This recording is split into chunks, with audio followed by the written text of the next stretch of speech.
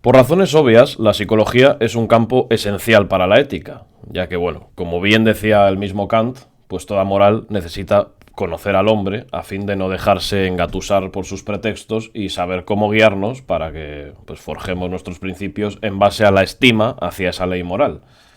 Y todo teórico de la moral pues deberá conocer cuáles son los canales por los que puede acceder a los sentimientos humanos para engendrar resoluciones, ya que la estructura moral del hombre no solo está enraizada en su constitución psicobiológica, sino que el puente entre la ética como disciplina teórica y la praxis de la moral como tal vivida, pues debe levantarse sobre estudios que fundamentalmente son estudios psicológicos. Y esta psicología de la moralidad comienza de hecho con el mismo Aristóteles, cuyas virtudes y vicios recordemos que se describen a través de esta apabullante galería de tipos que las encarnan, donde pues, en su ética encontramos mencionados, yo que sé, al prudente, al magnánimo, al incontinente, entre muchos otros. Y siendo verdad que hoy en día pues estamos muy lejos de compartir esas valoraciones, porque algunas pues directamente eran bastante inquietantes, sí que se nos presenta ya una primera clasificación arquetípica que muestra las virtudes desde una visión histórica sumamente valiosa, la cual pues a su vez se puede utilizar para establecer niveles de preferencias e incluso pues el planteamiento de estos sistemas ideales tan recurridos por los griegos. Entonces, pues bueno, este sentido psicológico se encarnará con posterioridad en los grandes moralistas, sin ir más lejos, pues en el vídeo anterior hablamos de San Agustín, aquel que ya os dije que además es considerado como el primer pensador, el primer filósofo de la subjetividad, ya que bueno, pese a hallarnos en el siglo IV, en el pleno declive del mundo antiguo, pues San Agustín se nos apareció prácticamente como un prototípico humanista, ¿no?, que describía de forma magistral la lucha entre el yo dividido que pugna por convertirse, aun cuando la fuerza de la costumbre pues lo empuja en la dirección contraria a la que su voluntad le marca, ¿no?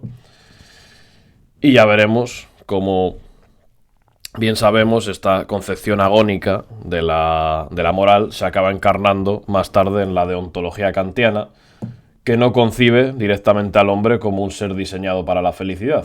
Y curiosamente, pues esta será la visión donde el recurso a la psicología se acaba convirtiendo en una necesidad imperiosa frente a lo que ya podría ser la teleología aristotélica, que al estar sí orientada al fin de la eudaimonía, de la felicidad, pues no dejaba tanto espacio a la deliberación, ¿no?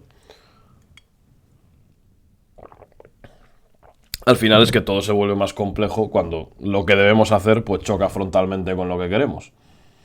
Y la psicología pues surge precisamente para estudiar las problemáticas derivadas de esa facultad que nos hace distintos del resto de animales, la cual pues no es otra que la razón, pero pese a esta famosa afirmación de Kant, esta que decía que lo importante pues no es alcanzar la felicidad, sino hacernos dignos de ella, surgen en los albores de la modernidad ciertos discursos que harían bueno incluso al hombre estético de Kierkegaard.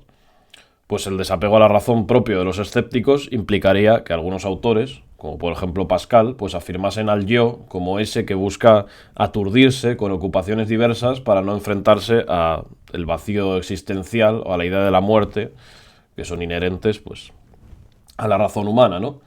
Lo que convertiría al hombre al final en un ser mezquino que recurre sistemáticamente a ocultar sus vicios bajo la apariencia de la virtud. Luego en el siglo XIX, tal vez como consecuencia de esto, pues encontraríamos este auge, este apogeo de la novela psicológica, con pues, caracteres como el Parvenu de Stendhal o el fantasioso encarnado en Madame Bovary de Flaubert, pero sin duda el autor que encarnará esto por excelencia es aquel que plasmó en sus novelas el propio drama de su existencia, con esa obsesión febril que lo convirtieron en, pues, para muchos, el mejor escritor que jamás haya vivido entre nosotros. Y por supuesto, estoy hablando de Fyodor Dostoyevsky. Y es que en mi opinión, pues obviamente si vamos a hacer un vídeo de psicología, es imprescindible hablar de Dostoyevsky. No en vano, pues Nietzsche dijo de él que era el único psicólogo del que él podía aprender algo. Y no porque Dostoyevsky fuera psicólogo, sino porque sus novelas pues ahondaban en el alma humana de una forma que hasta ese momento nadie lo había hecho. Y especialmente en ellas, lo que se expresa muy bien es un tema del que vamos a hablar mucho en este vídeo, que es la culpabilidad, ya que, pues bueno, sus personajes parecen siempre como regodearse en este sentimiento, como si fuese casi inevitable para ellos haber atentado contra el orden moral y estar sufriendo las consecuencias. Y Dostoyevsky, pues eso, lo que está plasmando aquí sería precisamente el dolor con el que él cargaba tras una vida que estuvo muy marcada por la miseria y la enfermedad, pero especialmente por su famosa adicción al juego, donde pues perdía todo lo poco que ganaba escribiendo.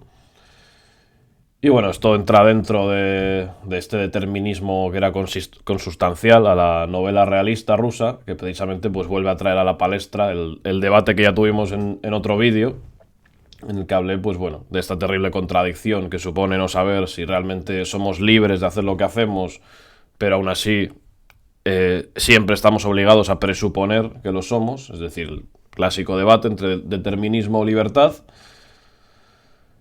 Y un debate que en cierto sentido es estéril, porque lleguemos a la conclusión que lleguemos, el lenguaje moral sigue siendo... O sea, el ser humano nunca podrá renunciar al lenguaje moral. Entonces, es casi inútil hacer cualquier esfuerzo por averiguar hasta qué punto nuestras circunstancias realmente nos influyen, porque siempre vamos a seguir expresándonos sin cosificar a la persona o convertirle en un producto, ¿no?, de sus circunstancias, incluso cuando puede ser que lo seamos. Pero bueno, yo personalmente pues prefiero recurrir ya que estamos con Freud, pues al famoso principio freudiano, donde la libertad pues no se concibe como omnipotencia, sino que la propia libertad viene definida en base a sus límites. Y por tanto, pues eso. Si justificamos los actos propios en base a nuestras circunstancias, especialmente los actos propios y no tanto los ajenos, pues estaríamos cayendo en esa cosificación. Lo cual no impide que la psicología moral, pues al final, sea un campo de batalla donde muchos factores se mezclan de forma caótica y Dostoyevsky, por ejemplo, pues analizaría estos conflictos con una precisión casi clínica, estos conflictos que configuran al final nuestra subjetividad. Y de hecho, pues la obra de Dostoyevsky es tan esencial porque anticipa algunos conceptos que posteriormente iban a ser formalizados por las ciencias cognitivas. Por ejemplo, pues en ella, como ya hemos dicho, explora esta tensión tan humana entre impulsos contradictorios como la ya tan señalada por Rousseau, donde la racionalidad acaba sucumbiendo a las pasiones. Y bueno, pues los personajes de Dostoyevsky a menudo funcionaban como una especie de laboratorios narrativos donde se va observando cómo esta lucha acaba dando origen a las decisiones morales. Y lo que pone esto de manifiesto es que la moral no es algo que pueda tratarse de una forma puramente racional, ya que en esta intervienen una serie de factores psicológicos que son difícilmente categorizables. Y Dostoyevsky además se alejaba del simplismo teológico que a menudo se había utilizado para explicar esto y presentaba el mal más bien como el resultado de complejas dinámicas que suceden en el interior de nuestra mente, marcadas pues ya sea por el resentimiento, el nihilismo o incluso la propia necesidad de autoafirmación. Términos pues que nos revelan por qué este autor pues era tan respetado por Nietzsche, ¿no? Y además, pues bueno, en sus obras la culpa aparece no solo como una imposición externa, sino como un proceso intersubjetivo que acaba transformando la identidad. Y a su vez ataca a ese optimismo racionalista tan propio de los ilustrados, proponiendo que la conducta moral pues muestra una clara irracionalidad constitutiva, donde a menudo se actúa incluso contra el propio cálculo lógico, ¿no? Un énfasis en esta libertad radical que nos anticiparía muchos debates actuales pues sobre el libre albedrío, la capacidad de control sobre nuestras acciones o las motivaciones no instrumentales de las mismas. Así que bueno, en resumen, que hay que leer a Dostoyevsky. Obviamente no voy aquí, o sea, lo que hago en todos los vídeos de recomendar libros, porque entiendo que todos hemos leído a Dostoyevsky, ¿no? O sea, por el amor de Dios. Por lo menos Crimen y Castigo, qué menos, ¿no?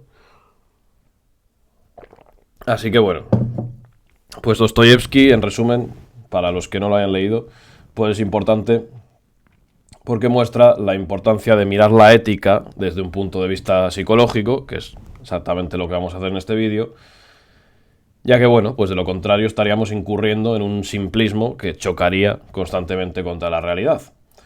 Y su obra anticipa la de algunos pensadores clave en este ámbito, como el propio Freud, del que hoy vamos a hablar, que era un gran admirador también de Dostoyevsky, o Viktor Frankl, por ejemplo, que, bueno, su obra, esta obra del hombre en busca de sentido o algo así, que se ha vuelto como muy mainstream en los últimos años, ¿no? De este señor, de Viktor Frankl, que la verdad no os puedo dar mi opinión al respecto porque no me la he leído, o sea, no tengo tiempo para todo, pero bueno. El caso es que, bueno, en el siglo XX, pues la novela sigue siendo una de las principales herramientas de la psicología. Aquí, bueno, ya la psicología como tal ya ha aparecido como disciplina científica.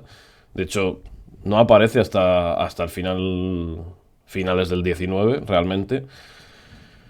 Pero donde se siguen realmente plasmando los conflictos psicológicos que dan un poco forma a la moralidad humana es en las novelas. Tenemos, pues yo qué sé, en el siglo XX, pues El extranjero de Camus, por ejemplo, es un gran ejemplo. O yo recomendaría mucho Viaje al fin de la noche de Céline, que es, bueno, es una obra brutal. O sea, algún día ojalá poder hacer un vídeo sobre, si tengo tiempo, de esta novela. Y bueno, sí que es cierto, pues eso, que en lo referente a lo más filosófico, sí que en el siglo XIX ya encontramos ese componente psicológico más marcado en autores como Kierkegaard o Nietzsche mismamente. Ya que bueno, por ejemplo, pues Kierkegaard ya hemos mencionado, ¿no? Esta división kierkegaardiana tan famosa del hombre, pues en su versión ética, estética y religiosa, que de hecho, pues en este canal tengo un vídeo donde hablé ya del hombre estético. Que bueno, que para quienes no lo sepáis, pues el hombre estético de Kierkegaard pues es aquel que intenta colocarse en esta falsa amoralidad, desde la cual pues únicamente se dispone a tomar decisiones en base a sus impulsos, básicamente concupiscibles, no teniendo en cuenta en ningún caso pues las implicaciones morales de sus decisiones. Por supuesto, ya dijimos que este hombre estético estaba incurriendo en el autoengaño, pues al negarse a decidir realmente ya estaría tomando una decisión. Lo cual, pues una vez más nos retrotrae a ese terrible diagnóstico de Sartre del ser humano como el animal condenado a ser libre. Cosa con la cual, pues bueno, el existencialismo, hay que decir que tampoco descubrió nada nuevo, pues esto ya estaba presente en la ética desde tiempos de Aristóteles. Y lo que sí hicieron bien los existencialistas, pues fue desarrollar esta concepción del ser para sí, que es la misma a la que recurría un poco San Agustín también, para afirmar que el hombre pues, se reduce a ser un movimiento hacia su deseo, ya que de lo contrario, pues nuestro ser quedaría anulado por el marco temporal en que nos hayamos atrapados. Recordemos que esto ya ni siquiera es existencialista, o sea, esto es ya de Platón directamente. Que el ser humano nunca puede encontrar consistencia al estar insertado en un marco temporal donde está dejando de ser todo el rato lo que verdaderamente es. Entonces, bueno, pues el amor se nos aparece paradójicamente como el único fundamento que es eterno e inmutable, que viene a recordarnos nuestra propia finitud. Esto en San Agustín lo vimos. Sin embargo, pues bueno, el hecho de que el ser humano sea un ser para sí, más allá de suponer que somos una criatura incompleta, también nos otorgaba un tipo de natalidad asombrosa e inabarcable, ya que somos el único ser pues, que puede volver a nacer tantas veces como quiera, porque no hay nada que pueda realmente definirnos.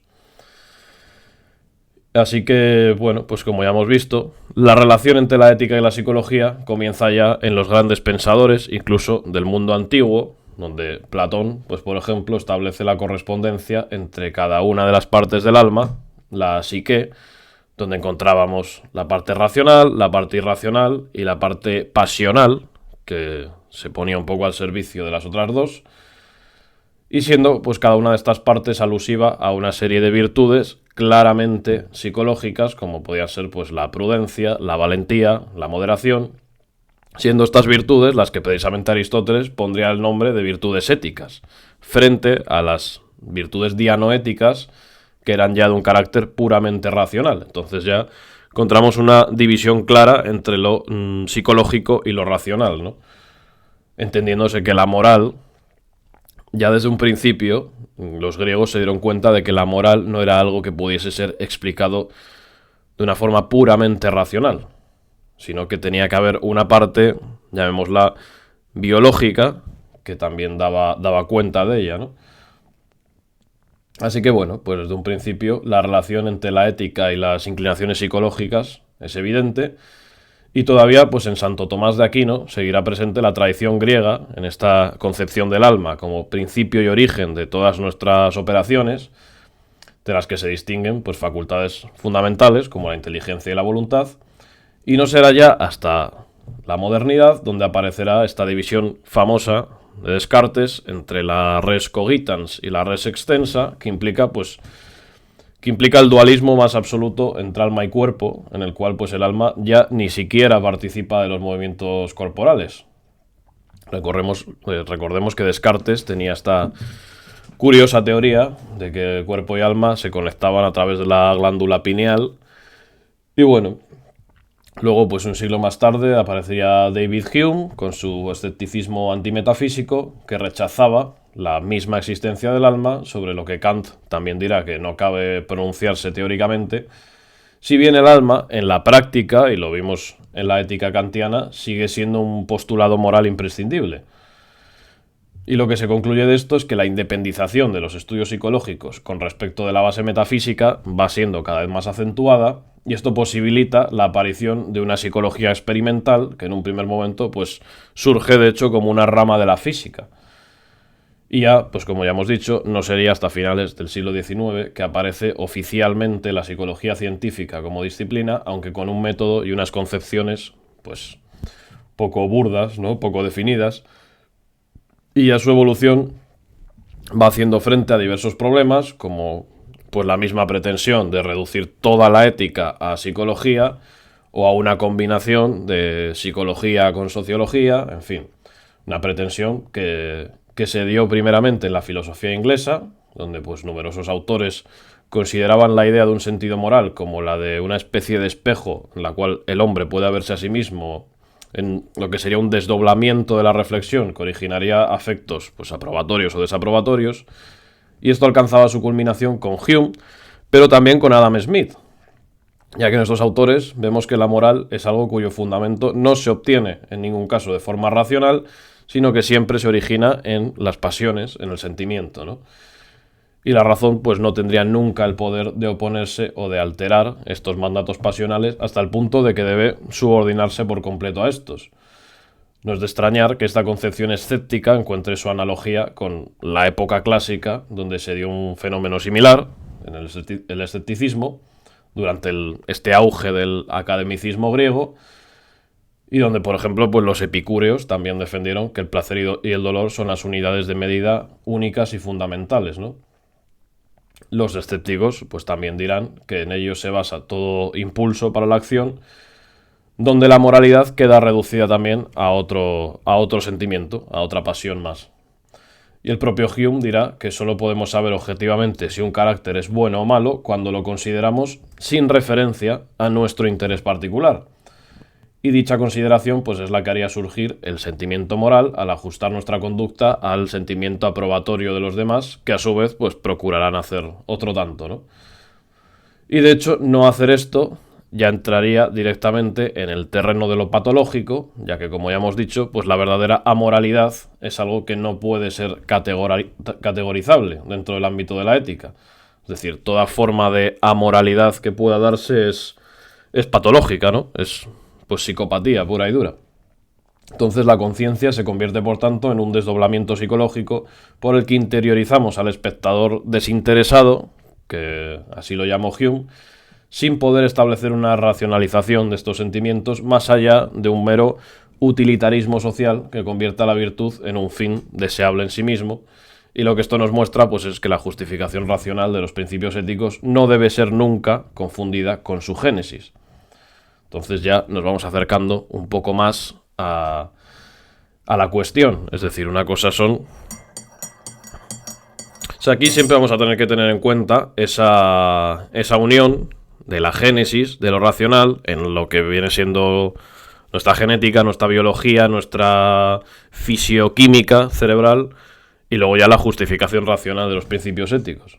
Todo esto va a girar un poco este vídeo en torno a cuál de los dos elementos es más esencial, si uno se subordina al otro, si los dos conviven de alguna manera, si es posible explicar la moral de forma exclusivamente racional, como hizo Kant, sin tener en cuenta la psicología. Y eso que, bueno, hemos empezado este vídeo con una frase donde Kant nos animaba o nos exhortaba precisamente a tener en cuenta lo psicológico. Pero bueno, hay que saber también que en su época no había psicología como tal. Entonces, pues, por eso él tuvo esta pretensión, obviamente muy acertada y muy correcta, de explicar toda la moral en base a principios racionales. Pero claro, ahora necesitamos que surja en el siglo XIX esta psicología y empieza a aparecer gente como Freud, del que vamos a hablar, que nos empiezan a dar un poco eso, la génesis de la moral en el sentido más científico, por decirlo así. Y ahora pues surgirá, claro, la tentación contraria de tratar de explicar toda la moral, que esto es algo que aún a día de hoy sigue pasando mucho, de tratar de explicar toda la moral en base a unos factores puramente genéticos o puramente, pues eso, psicológicos. Cosa que también es un error. Así que bueno, vemos que esta tensión pues pasa a reproducirse dentro de los grandes modelos de la psicología contemporánea, sobre todo pues en la reacción que surge a esta primera psicología que ya hemos dicho, esta primera psicología de un carácter muy introspectivo que apareció a finales del siglo XIX. Y esta primera reacción pues se encauzará en tres grandes movimientos, que son la teoría de la Gestalt, el conductismo y, por último, pues el psicoanálisis de Freud. También, pues bueno, estaría la psicología fenomenológica, que es una especie como de cajón desastre donde agrupamos otras corrientes ya dependientes de cada una de una determinada concepción filosófica. Pero lo que es el campo psicológico como tal, pues se lo repartirán estas tres que hemos mencionado, la Gestalt, el conductismo y el psicoanálisis, en un primer momento. Y bueno, y especialmente el conductismo y el psicoanálisis. Ahora hablaremos un poco de la Gestalt, pero de dónde viene la psicología tal y como la conocemos es de los conductistas famosos y de Freud, básicamente. Pero bueno, merece la pena hablar de la Gestalt, que fue una teoría pues influida directamente por un filósofo, por Husserl, por lo que es la fenomenología, y que bueno, como su nombre indica, pues pondría el énfasis en la forma perceptiva, porque bueno, Gestalt significa percepción, si no me equivoco. Y no estoy seguro, creo que Gestalt significaba algo así. Entonces, pues bueno, la Gestalt pone el énfasis en la forma perceptiva, tratando pues cada conjunto o totalidad de lo perceptible como una estructura en sí mismo, ¿no? Es decir, como algo que va más allá de la mera suma de sus partes. Lo que implica que lo esencial entre diversos elementos pues son las relaciones que se dan entre ellos y que pueden ser radicalmente alteradas cuando cambia una sola de estas relaciones. Entonces, pues bueno, cada cosa no debe tratarse como... De hecho, incluso diríamos que no podemos ver los elementos aislados de cada conjunto, sino solo podemos ver lo que representa simbólicamente el conjunto, ¿no? Pero bueno, pues esta forma o totalidad, cuya formulación no puede ocultar un cierto carácter aristotélico, condiciona al final toda la percepción, ya que esta teoría parte de la premisa, pues eso, de que no somos capaces de captar elementos simples, sino únicamente figuras que se destacan sobre un fondo. Y la única descomposición que podemos llevar a cabo de dichas figuras es meramente analítica, ya que las mismas pues no pueden disociarse sin implicar alteraciones perceptivas. Así que todo nuestro mundo se organiza conforme a estas estructuras y cada parcela de la realidad se registrará por tanto de un modo diferente dependiendo de la organización perceptiva del sujeto. Porque, efectivamente, la cuestión más importante es que dicha percepción va a ser muy variable entre individuos dependiendo pues, de una serie de factores que pueden ir desde lo social hasta lo ya puramente psicógeno, ¿no? Psicológico. Lo cual implica que las aportaciones de la Gestalt pues desbordaron obviamente el campo original de la percepción y supusieron una verdadera teoría que ya pasaría a incorporarse a este acervo psicológico primario, ¿no? Y bueno, de hecho aún a día de hoy en psicopatología se insiste, por ejemplo, en la importancia de la estructura sintomática, que a fin de cuentas es lo que supone un síndrome, ya que si tratamos cada síntoma como un elemento aislado, pues resulta prácticamente irrelevante en el contexto clínico. Y bueno, por lo que a la ética se refiere, los psicólogos de la Gestalt mantuvieron que también nuestras motivaciones y valores éticos siguen ciertas leyes, las cuales en última instancia dependen de la electroquímica cerebral. Y en virtud de estas leyes, pues los desacuerdos éticos podrán interpretarse como percepciones psicológicas diferentes de una situación similar. Entonces, para ellos, todo dilema moral o todo, pues eso, todo desacuerdo acaba surgiendo de que la química de nuestro cerebro pues funciona distinta o un poquito distinta a la de los otros, ¿no? Y nadie piensa exactamente igual que otra persona. O especialmente ya cuando vamos cuando vamos a grupos étnicos, ¿no? Por ejemplo. Pero bueno, esto obviamente es una reducción sumamente simplista de la moralidad humana y los mismos teóricos de la Gestalt pues concedieron que no es posible reducirlo todo, absolutamente todo, a esto, ¿no? Ya que de hecho, pues si seguimos esta doctrina, estaríamos nuevamente incurriendo en el determinismo, en la cosificación absoluta del ser, al convertirlo, pues eso, en un mero producto de sus condicionamientos.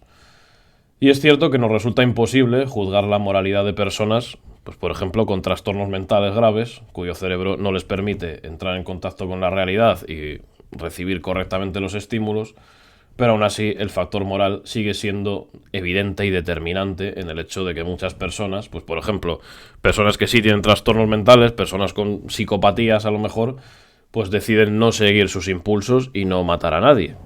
Entonces ahí está entrando algo que va más allá de sus condicionamientos, ¿no?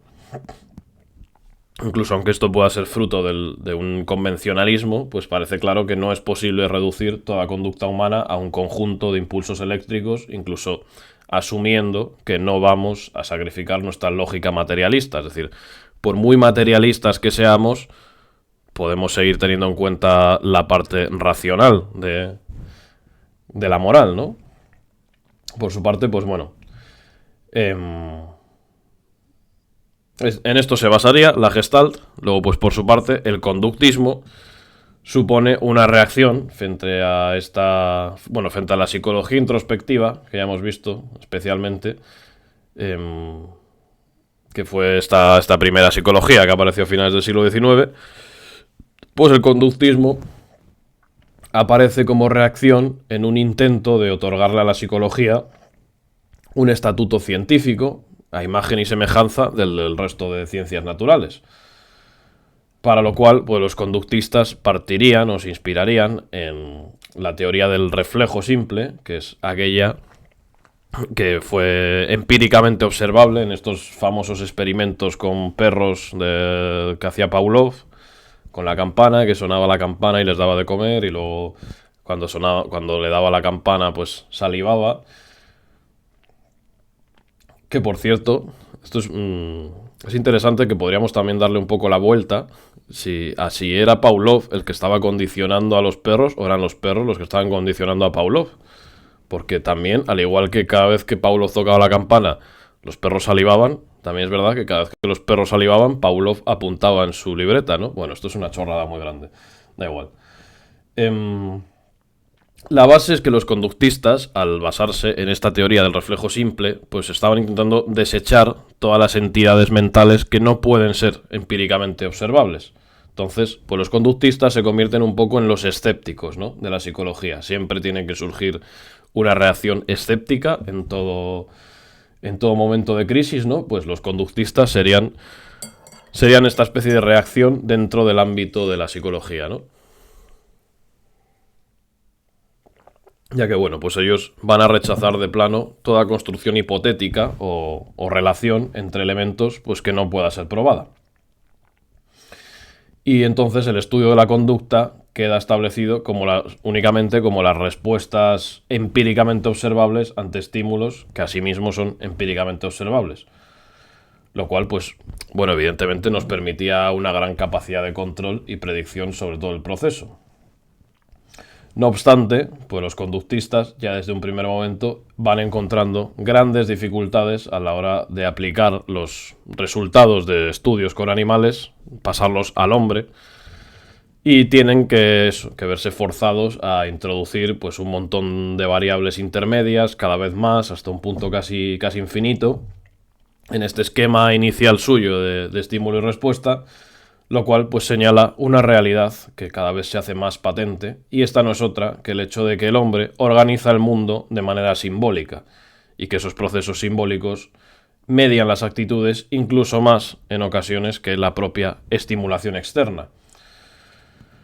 Lo cual da origen, pues bueno, a una especie de conductismo más informal que pretendía superar esta unilateralidad de los planteamientos iniciales, si bien pues el método conductista siguió siendo más o menos inalterable.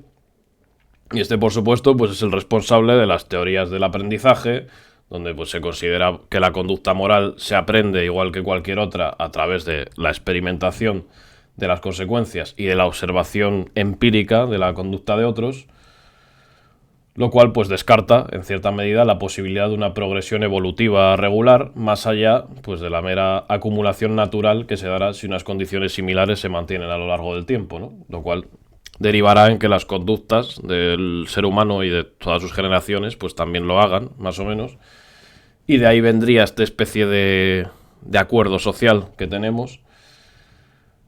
Y bueno, en base a estas tesis, pues las respuestas éticas de los individuos se adquieren mediante las sanciones de los modelos educativos, aplicando la ley del efecto para defender la necesidad del refuerzo positivo o el refuerzo negativo. Y parece que en este sentido, pues el bien moral se reduciría a ser mero efecto de una conexión reforzada pues por el buen resultado que se haya obtenido anteriormente en una situación análoga. Y algunos conductistas explicaban la conciencia pues como un reflejo condicionado, donde dependiendo de las características o la inmediatez del refuerzo obtenido a raíz de un acto, pues varía la inclinación a volver a realizarlo, ¿no?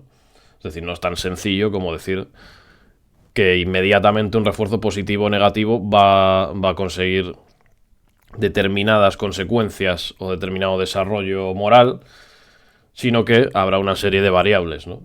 Como ellos vieron, pues que no era tan fácil decir como que 2 más 2 son 4, pues en la psique humana parece que no es tan fácil, ¿no? No hay verdades tan sencillas. Así que bueno, pues para ellos apelar a la conciencia como una especie de luz interna sigue siendo como disponerse a dialogar con una entidad que es misteriosa, que éticamente, teóricamente no es operante, ¿no?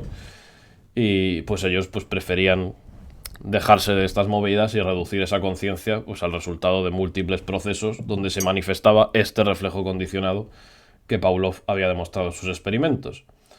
Esto descarta, pues por ejemplo, la posibilidad de que existan unas virtudes dianoéticas, como las que había señalado Aristóteles, e incluso parecía pasar por alto que la razón es una facultad inherente a la naturaleza humana.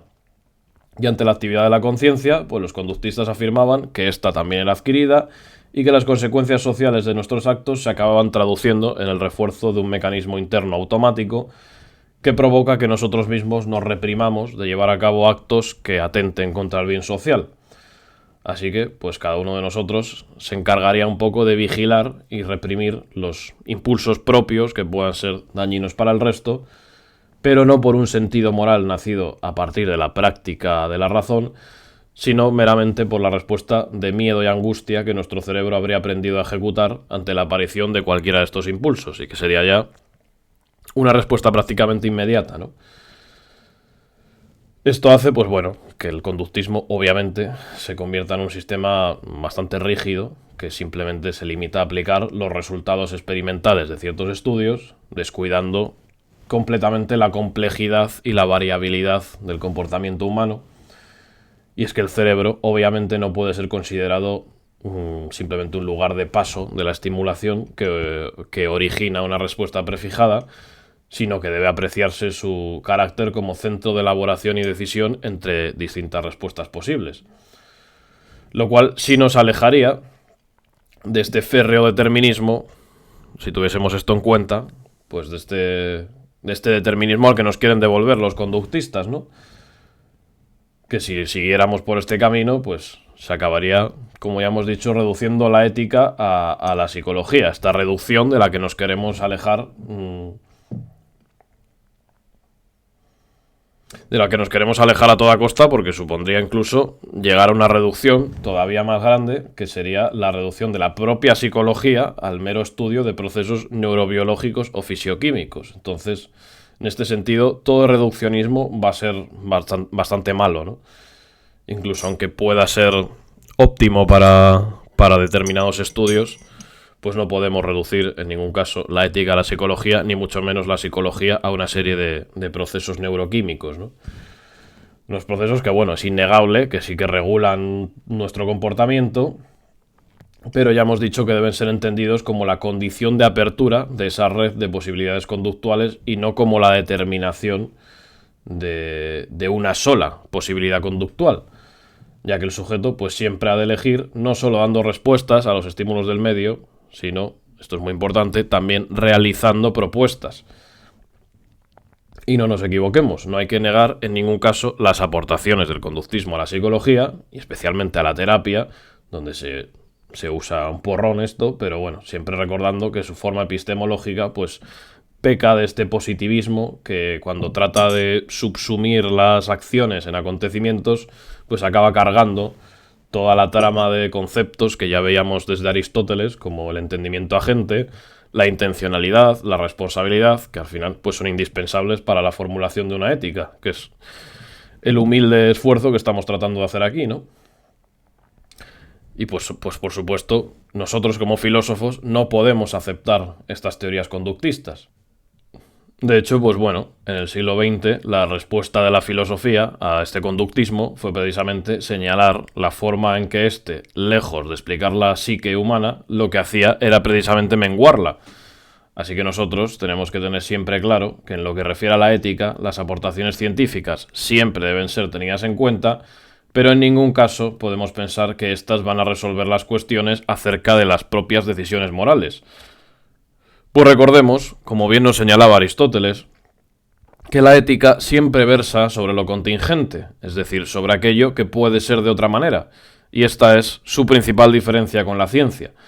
Por tanto, el ser no puede determinar en ninguna medida el deber ser, y como prueba de ello está el hecho de que el ser humano no puede renunciar al uso de un lenguaje moral, como ya hemos dicho. Y así el proyecto de una ética científica estará siempre condenado al fracaso. Por no decir que los propios conductistas pues se topaban con todas estas contradicciones que ya hemos señalado a la hora de aplicar sus teorías sobre el ser humano, de ahí que tuvieran que recurrir a la creación de un amplio sistema de variables, y lo que se deduce de esto es que la psicología es una disciplina que no puede emular en ningún caso las ciencias naturales y que por tanto perseguir una exactitud sería para ella un esfuerzo estéril, lo cual nos retrotrae nuevamente a Aristóteles, que nos advertía de esto con una frase lapidaria. No hay que buscar la precisión por igual en todas las disciplinas, pues es propio del hombre instruido buscar la exactitud en cada género solo hasta donde lo permite la naturaleza del asunto. Una vez más, pues bueno, este genio flota sobre nosotros como la máxima expresión de la clarividencia. Y bueno, ahora ya sí que vamos, sorbito al café. Y sí que vamos con ese momento que todos estabais esperando, con el hombre que da título al vídeo. Irrumpe ahora en escena este señor tan agradable como era Sigmund Freud, con su psicoanálisis. Que bueno, la principal característica del psicoanálisis, como muchos sabréis, pues es relegar lo consciente a un segundo plano, haciendo pues que esto ya no sea lo que defina a los procesos psíquicos. Y por tanto aparece por primera vez aquello que se conocería con el célebre nombre del subconsciente. Esto fue una revolución absoluta en su momento. Pese a lo cual, hay que recordar que este término de subconsciente muy pocas veces fue utilizado por Freud, y cuando lo hizo siempre fue en un modo bastante despectivo. Es decir, el término correcto sería inconsciente, e incluso este pues tiene sus matices. Y subconsciente, pues directamente es que estaría indicando algo que está por debajo de lo consciente y que como tal, pues ocultaría las verdaderas divisiones que Freud quiso establecer en su psicología, en su psicoanálisis. Y estas divisiones fueron esta tríada que aparece por primera vez como, pues por un lado lo consciente, por otro lado lo preconsciente y por otro lado ya directamente lo inconsciente. Una nomenclatura, pues bueno, que ya sí que está mucho más aceptada, ¿no?, en el estudio académico de su teoría. Y bueno, pues para explicarlo consciente, tampoco parece que haya que hacer un gran esfuerzo. Al final, pues viene a ser todo aquello de lo que podemos percatarnos sin atisbo de duda en un momento determinado. Luego, en el plano intermedio de lo preconsciente, ya aparecen cosas que no se nos ofrecen de forma inmediata, pero que aún así, pues sería relativamente fácil acceder a ellas, como por ejemplo, pues ciertas normas de conducta que aplicamos sin poder llegar a definirlas de forma teórica, pero que aún así, pues eso, como las hemos adquirido, pues las aplicamos. Incluso las matemáticas o la aritmética o ciertas cosas que a lo mejor su teorización exacta se nos ha olvidado, pero que seguimos aplicándolas sin darnos cuenta. Luego, bueno, pues lo inconsciente ya sí que supone algo que, más allá de no sernos dado en la consciencia, pues de forma inmediata, tampoco puede ser accesible de no superarse las fuertes barreras afectivas que lo estarían protegiendo. Claramente, pues bueno, la frontera freudiana más importante será entonces entre el sistema inconsciente y luego el preconsciente consciente, ¿no?, que es lo más mundano, ¿no?, lo que nosotros pensamos que regula nuestras acciones, pero en realidad, en última instancia, es el inconsciente el que tiene la última palabra, ¿no?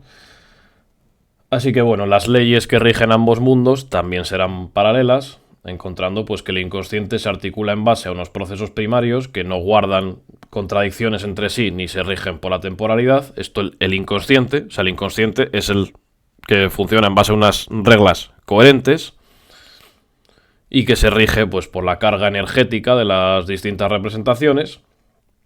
Y luego, pues bueno, la consciencia o la preconsciencia se regula por unos procesos secundarios que, aunque que se regulan, se basan en la lógica generalmente, pero pueden ser, irónicamente, pueden ser más contradictorios que los del inconsciente. Pero bueno, se pueden dirimir mediante una serie de disertaciones lógicas, ¿no?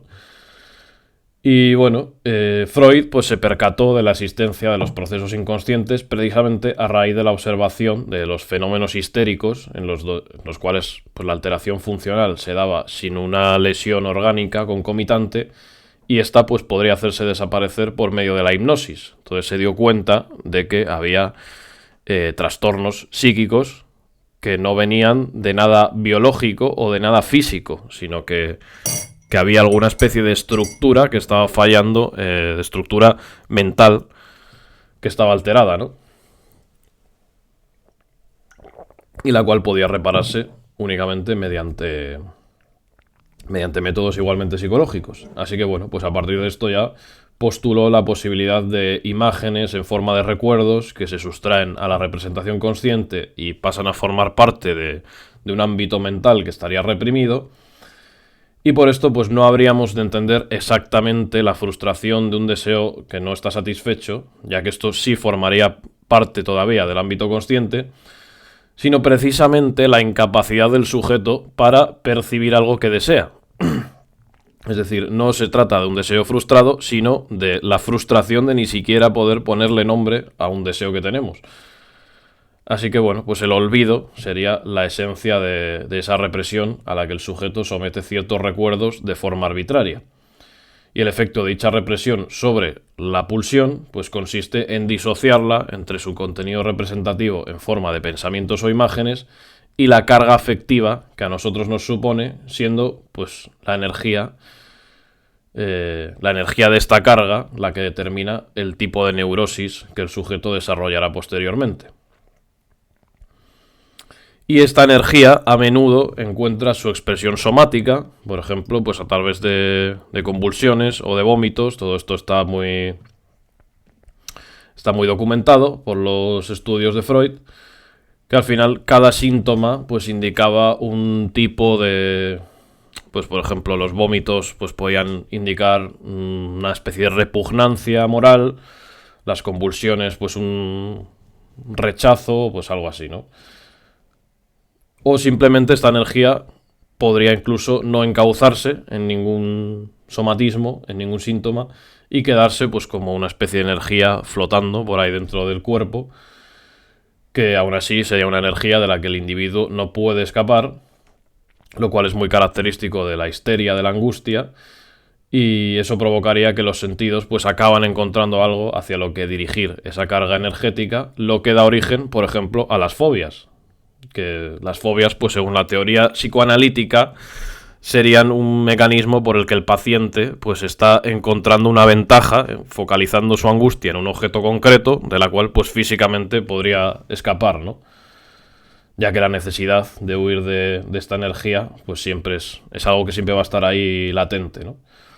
Incluso, bueno, pues cuando la lucha entre las fuerzas represoras y los reprimidos se desplaza a aspectos muy alejados del conflicto originario, esto ya puede derivar en una neurosis obsesiva que somete al pensamiento a todo tipo de dudas, tensiones y análisis.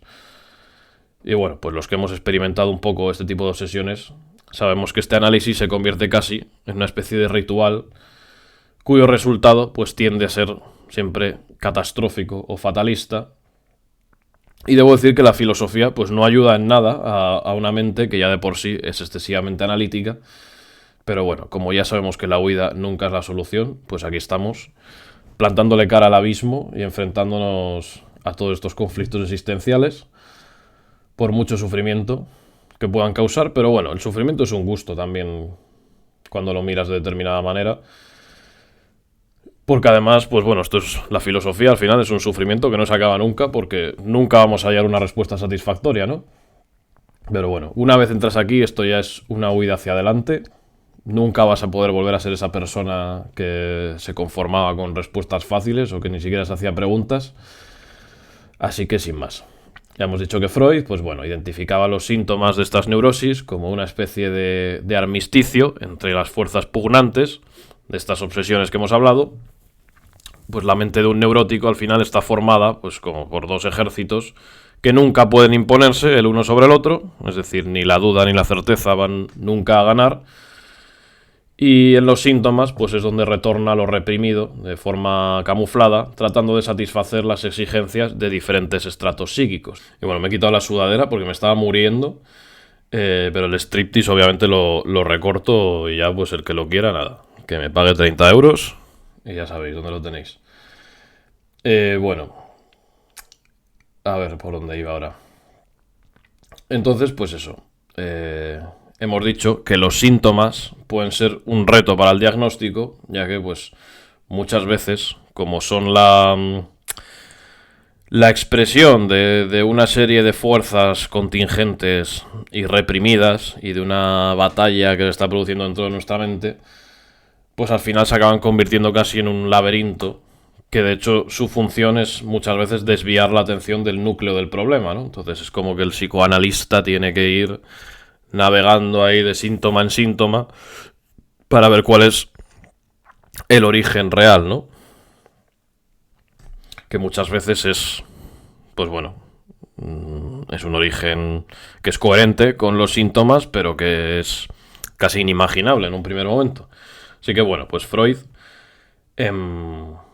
vamos a ver también cómo es importante este término de la pulsión que él emplea para referirse a la sexualidad humana, que a diferencia de lo que pudiéramos creer, la sexualidad no es en absoluto algo instintivo, ya que bueno, pues está claro que en el ser humano se dan una serie de fetiches sexuales que están completamente alejados de la función reproductiva, ¿no? O sea, desde luego, pues creo que no hemos encontrado aún a ningún animal que se empalme con las fotos de pies, por ejemplo. Así que, pues bueno, mientras el instinto se expresa en una conducta que va pasando de generación a generación a través de los genes y por tanto se encarna en una forma más estereotípica, pues la pulsión ya supone una fuerza irrefrenable que carece de un objeto o de un fin específico y mucho menos natural, ya que estos pues son moldeados culturalmente. Y Freud emplea el famoso término libido para referirse a lo que vendría a ser el apetito sexual, expresando ante todo el aspecto energético de estas pulsiones, ya que, pues bueno, si la sexualidad fuese realmente una cosa puramente instintiva, orientada a estos objetivos naturales, aquello que denominamos perversiones sería un poco la excepción que confirma la regla.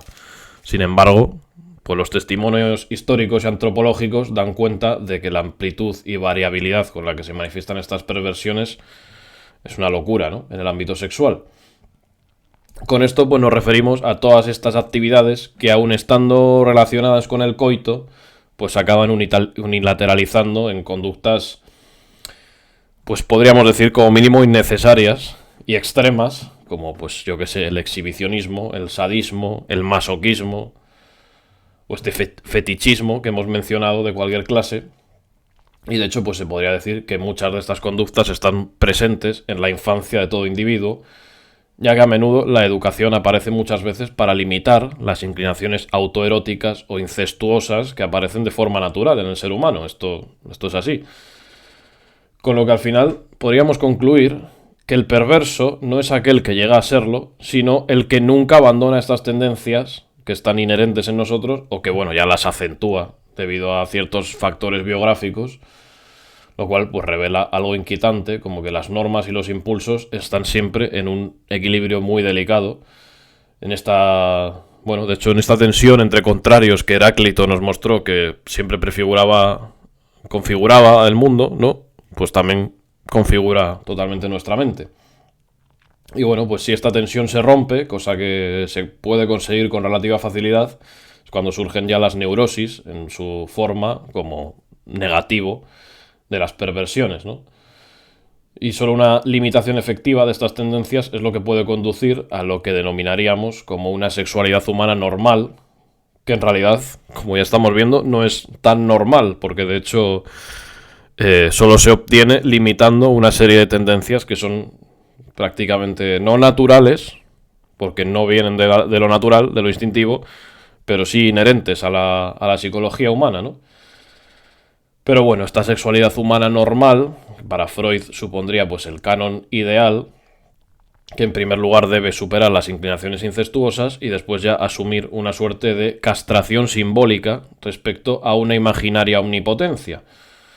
Ya hemos hablado mucho de esto, que Freud pues es ese pensador que nos muestra que la libertad reside precisamente en el establecimiento de unos límites correctos, pues allá donde existe omnipotencia, el individuo nunca podrá orientarse a la hora de dirigir su deseo. O sea, bueno, esta omnipotencia hipotética, que obviamente no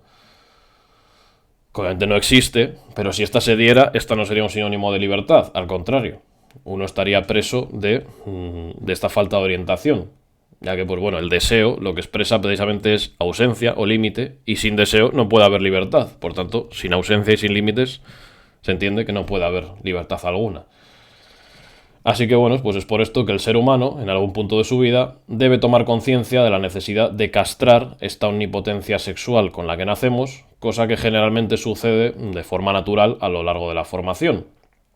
Y una vez reconocemos esta especie de diferencialismo sexual, ya podemos finalmente abrirnos al deseo y al propio lenguaje que Freud concibe como una forma de simbolizar lo ausente.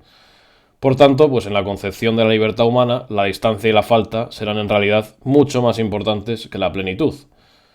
Ya acabamos de ver en San Agustín como al hombre solo lo define el movimiento hacia su deseo, ya que a diferencia de los animales es una criatura incompleta, en la cual se ha introducido el concepto de lo inmutable y lo eterno sin poder acceder nunca en este mundo a algo que lo sea. Para San Agustín, pues la solución a esto sería encontrar a Dios, mientras que para Freud la única vía es castrar esa misma necesidad de trascendencia. Y bueno, recurro aquí a San Agustín porque de hecho él tiene una relación mayor de lo que creemos con este tema, ¿no? Pensadlo un poco. No olvidemos pues que él fue un hombre que estuvo profundamente atormentado por su sexualidad, y si vemos toda su vida y obra como resultado de esta misma depravación que él sufría, pues podemos darnos cuenta de por qué para Freud este ámbito constituye algo mucho más importante, mucho más allá que la mera genitalidad. Algo que, bueno, hoy en día damos por hecho, pero que desgraciadamente pues en el siglo IV no estaba tan claro, y por ello pues San Agustín acabó encontrando en Dios una salida, ¿no?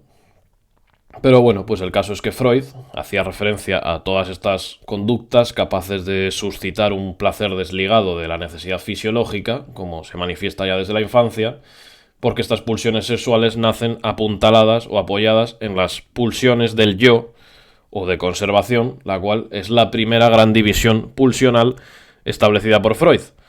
aunque más tarde estimará que el yo no es una mera instancia de adaptación a la realidad, sino también una reserva libidinal, la cual comporta lo que él denominaría el narcisismo primario. Importante este término.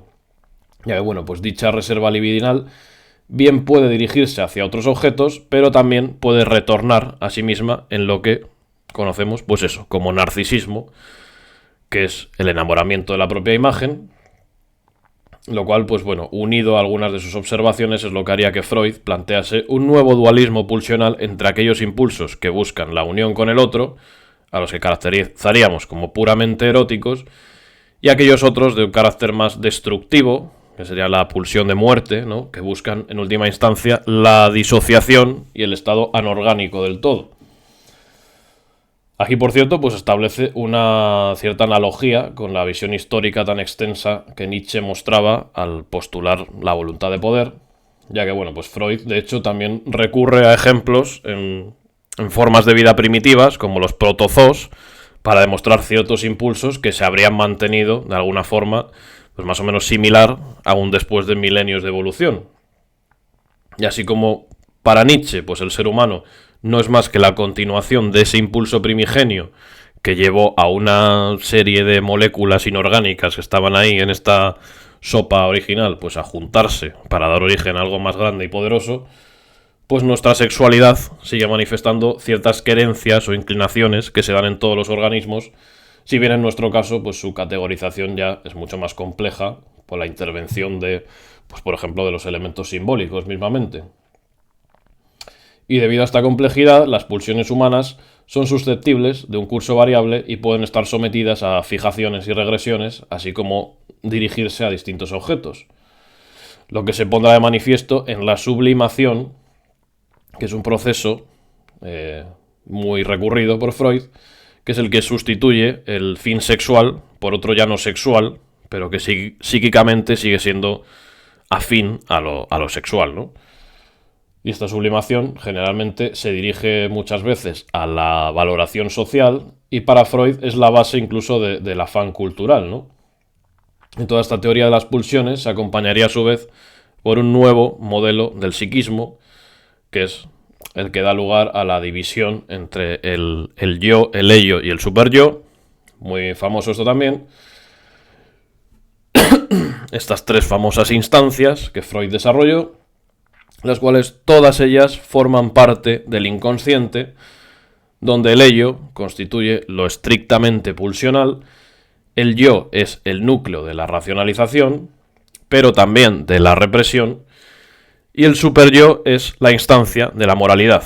Entonces a nosotros pues el superyo nos interesa mucho, ¿no? Porque supuestamente la vida moral del individuo mana del superyo, que es de hecho como la parte más baja del iceberg, ¿no? Como el trasfondo más oscuro, pues justo de ahí es de donde emana la moral.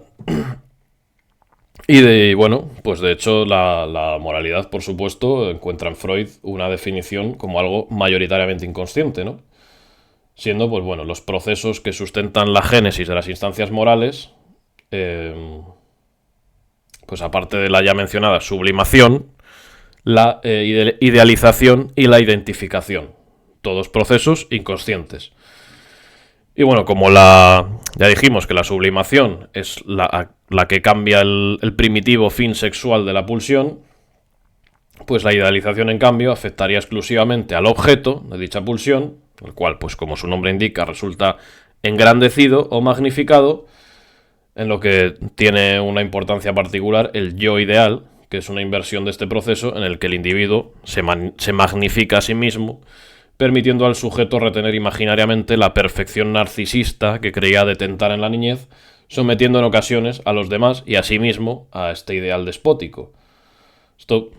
Y bueno, tengo aquí apuntado un pequeño párrafo de Freud al respecto, en el que dice lo siguiente. El narcisismo aparece desplazado sobre este nuevo yo ideal, adornado como el infantil con todas las perfecciones. Como siempre, en el terreno de la libido, el hombre se demuestra aquí, una vez más, incapaz de renunciar a una satisfacción ya gozada alguna vez. No quiere renunciar a la perfección de su niñez y ya que no puede mantenerla ante las enseñanzas recibidas durante su desarrollo y ante el despertar de su propio juicio, intenta conquistarla de nuevo bajo la forma del yo ideal. Aquello que proyecta ante sí mismo como su ideal es la sustitución del perdido narcisismo de su niñez en el cual él mismo era su propio ideal. Y bueno, pues la fuente de este narcisismo, Freud a menudo la sitúa en los padres, que pues es como que tratan de revivir el propio narcisismo que ellos han tenido a través de su hijo, evitando socavarlo mediante límites, mediante normas morales, cosa pues de la que por su parte ya se encargará la realidad indiferente, ¿no? Es por esto que al final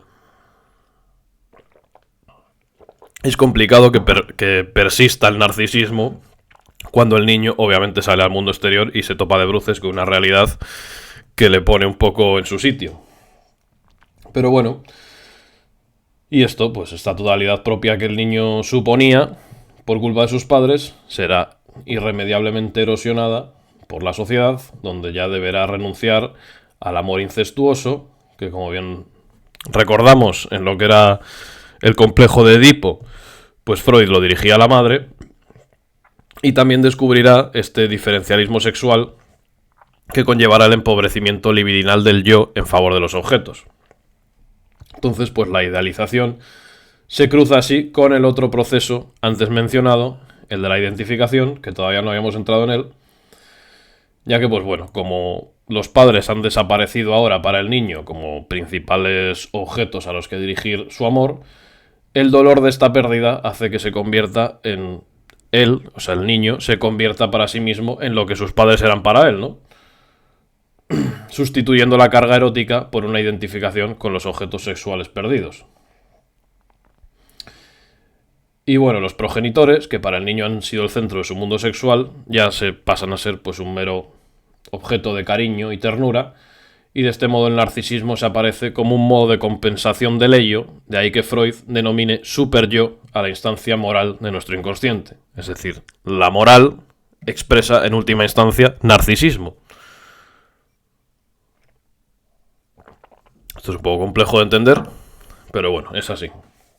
Al final, pues el superyo, la vida moral del individuo, termina siendo un heredero del complejo de Edipo, positivo, en el sentido de que reprime nuestras inclinaciones incestuosas, pero bueno, también negativo, porque supone la transformación de estas en un irreprimible amor hacia nosotros mismos, ¿no? E incluso, pues eso, nos revela la moral como un puro narcisismo.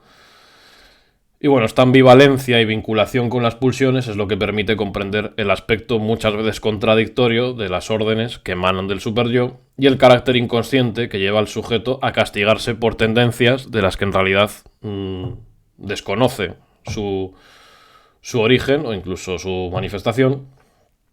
Y lo que pretende Freud es destacar que la transmisión cultural no se debe solo a la imitación ni a las sanciones ni a la observación, como hemos visto que defendían los conductistas, ya que podemos encontrar un vínculo mucho más fuerte en los lazos libidinales inconscientes que ligan entre sí a las distintas generaciones.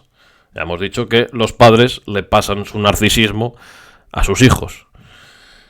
Unos lazos que por lo demás pues tratan un cortocircuito entre lo libidinal y lo ideal, entre la sexualidad y lo normativo, y entre, por supuesto, las pulsiones y la moral. Siempre, evidentemente, la moral se nos aparece en Freud como aquello que trata de limitar las pulsiones. Luego veremos que esto no es exactamente así, o que habrá muchos intérpretes. Nos centraremos luego en la visión de Habermas sobre este tema, de que concebir la moral como una mera renuncia a las pulsiones nuevamente es reduccionista, ¿no? Pero bueno, de momento hablaremos de que la sexualidad, por tanto, no es algo que nos venga dado de antemano. Es decir, una cosa es el instinto reproductivo y otra cosa la sexualidad, que viene ligada pues a esta instancia normativa, enlazando un poco la aventura individual con la colectiva, con la cultural, ¿no? Bueno, pues el superyo viene a ser algo así como este yo ideal derivado del narcisismo, conectado con ciertos sentimientos de suficiencia o de inferioridad, pero que a su vez, por medio de la identificación, conecta con las normas éticas al despertar sentimientos de culpabilidad, lo cual implica que nuestra adhesión a la moral sería entendida en última instancia como producto del narcisismo, como ya hemos dicho. Y de hecho este superyo es que se concibe en la lectura freudiana como un precipitado de identificación que se opone de forma natural al yo verdadero, lo cual nos indica que la moralidad no es una instancia natural en el inconsciente humano.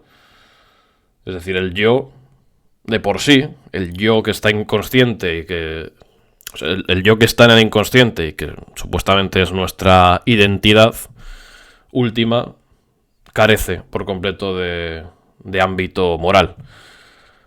Todo esto, pues bueno, apelando al concepto que Freud denomina formación reactiva, pero sobre todo a la angustia de la castración, este tema que ya hemos mencionado que es muy importante, que es el temor que el niño experimenta cuando observa la diferencia genital, que en las niñas, en cambio, se manifestará en la envidia del pene, ¿no? Como que, supuestamente, según Freud, las niñas desean tener pene, mientras que los niños tienen miedo a que les corten el pene y se queden rematados como un Kent, ¿no? Y bueno, y esto no implica tampoco, aunque podría parecerlo, una superioridad masculina, ya que de hecho Freud aduce que la tarea de la renuncia a la totalidad es similar en ambos sexos. O sea, en este sentido, Freud está muy a favor de la igualdad. Y de hecho, él es de los primeros en afirmar que las categorías de masculino y femenino pues son bastante ambiguas, ya que en ellas no estamos... O sea que para él lo femenino y lo masculino no viene determinado por los genitales, sino que en estas categorías se engloban aspectos tanto biológicos como psicológicos como sociales, que al final hacen difícil precisar la naturaleza de estos términos, de qué es lo masculino, qué es lo femenino o qué es lo que hace a alguien ser un hombre o a una mujer pues ser una mujer, ¿no? O sea que en esto fue bastante también adelantado a su tiempo Freud. Y bueno, este concepto de castración es lo que precisamente hace que la niña se halle en constante búsqueda del pene perdido, literalmente, y que dicha búsqueda pues se manifieste en última instancia en la maternidad, donde la mujer concibe la recuperación de su pene, ¿no? O sea, es que esto es terrible, pero bueno, es así.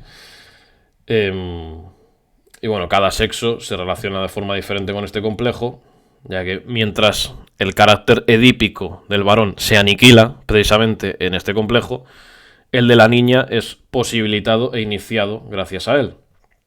Entonces la angustia moral del varón ante los dictados del superyo manifiesta en última instancia este miedo a la castración.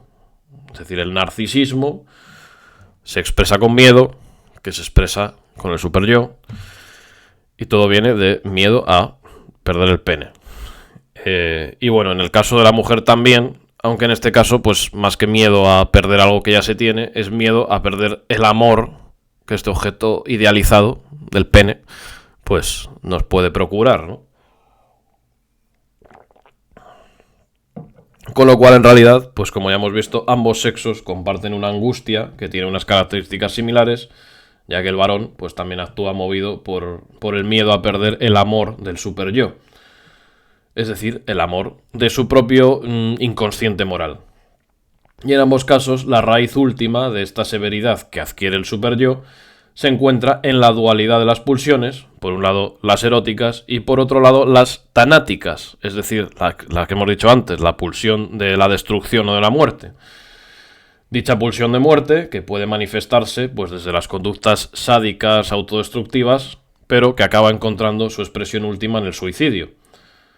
Ya que, bueno, pues a falta de una adecuada elaboración psíquica, solo parece factible martirizar al otro o martirizarse a uno mismo, ¿no? Y en este destino del yo encontrará Freud una desoladora analogía con el de los protozoos, algunos de ellos que sucumben a los productos de descomposición creados por ellos mismos. Es decir, como vemos, el drama humano, tanto en Freud como, curiosamente, bueno, ahora lo mencionaremos, ¿no? Los pensadores de la sospecha son Nietzsche, Marx y Freud. Y curiosamente en los tres el drama humano es algo que se manifiesta desde tiempos remotos. Pues bueno, Marx en este caso en la dominación de una clase por otra clase, pero que puede llegar incluso hasta pues eso, hasta los primeros organismos vivos, en los cuales, pues estudiando sus reacciones y sus procesos, que son muchos más simples que los nuestros, se puede establecer realmente un cuadro del drama humano, ¿no? Porque los impulsos que mueven incluso a organismos casi unicelulares, no sé los protozoos si son unicelulares o pluricelulares, pero los impulsos son similares a los que nos mueven a nosotros, salvando las distancias. Así que bueno, así de dramáticos eran estos señores. Sobre todo Freud, la verdad que era muy dramático. Y bueno, pues en estas circunstancias no es de extrañar que frente a sus pretensiones de soberanía, el yo, al tener que mediar entre los impulsos incoercibles del ello, los reproches por otro lado del superyo y luego la realidad indiferente, pues trata de satisfacer a todos estos señores y se ve obligado a ocupar un papel oportunista y falso, fracturado entre exigencias contradictorias o en otros casos presentando también una apariencia rígida y sin fisuras. Es decir, nuestra identidad, pues al final es un poco una máscara falsa que va moldeándose conforme a estas exigencias, ¿no? Y el objetivo de la terapia analítica siempre va a ser robustecer al yo y ganar para su campo de acción nuevas partes del ello, aun cuando sea pues una quimera la pretensión de absorber el océano de impulsos sobre el que el ello se asienta, ¿no? Y bueno, pero ¿qué implicaciones tiene todo esto en lo que a nosotros nos importa, que es la conciencia moral? Pues bueno, hay que decir que la crítica freudiana presenta matices muy complejos, siendo necesario poner de relieve en primer lugar que esta no es una crítica sustantiva, sino genético-funcional. Es decir, Freud no va a preguntarse por las razones que justifican los preceptos morales, sino por los elementos que explican su surgimiento y por el papel de los mismos en la economía psíquica. Entonces, no nos vamos al problema del fundamento, sino al del origen, que es distinto, el origen o la función. De lo cual pues se concluye que en la teoría moral de Freud no hay un deber ser como tal, sino meramente pues esto es una psicología de lo que llega a ser deber, o más propiamente dicho, una psicogenética de la moral. En lo cual ya veremos que Freud hace aportaciones brillantes, pero que deben limitarse a eso, a la psicogenética de la moral y no determinar toda la moral misma, ¿no? O incluso eliminar el ámbito de la moral racional. Así que bueno, en Freud lo que tenemos es una genética del deber y no una filosofía del deber ser. Pues debe quedarnos claro que siempre hay que distinguir entre un contexto de descubrimiento y un contexto de justificación, ya que el psicoanálisis no aspira en ningún caso a ser una ontología, ni mucho menos a replicar a la metafísica. De ahí que su crítica solo pueda ser fecunda en la medida en que se reduzca a su campo y evite dejarse llevar por pretensiones totalizantes. De aquí que incluso pues, podamos afirmar que no hay lugar en el psicoanálisis para la ética o la psicología moral, lo cual incluso pues, cuestionaría un poco la propia existencia de este vídeo, ¿no? Pero bueno, no os preocupéis, porque si lo estáis viendo es que finalmente decidí grabarlo, porque desde luego que la ética como disciplina no puede permanecer ajena tampoco a la crítica freudiana. Es decir, al final la premisa de este vídeo es que la psicogénesis de la moral es esencial para la ética misma, ya que precisamente lo que abre la misma a la vida moral, frente a lo que consideramos fundamental en la crítica freudiana, pues sería en realidad lo fundacional, es decir, la renuncia a la omnipotencia y la totalidad de la que ya hemos hablado. Esto es lo que Freud nos ilustraba bien con su mito del padre primordial, que era aquel que en la horda primitiva pues poseía a todas las mujeres y que más allá de ser una creación a raíz de nuestros anhelos infantiles, viene a encarnarse en esa figura a la que todos en nuestra vida debemos asesinar para revertir nuestros impulsos incestuosos y comenzar a reconocer la diferencia sexual y el límite en la vida humana. Es decir, hay que en algún momento renunciar a la omnipotencia. Por supuesto, venciendo la tentación de ocupar el lugar de este padre una vez lo hemos asesinado. Este padre entendido, pues eso, como un ideal que por lo que sea, pues todos nacemos con él.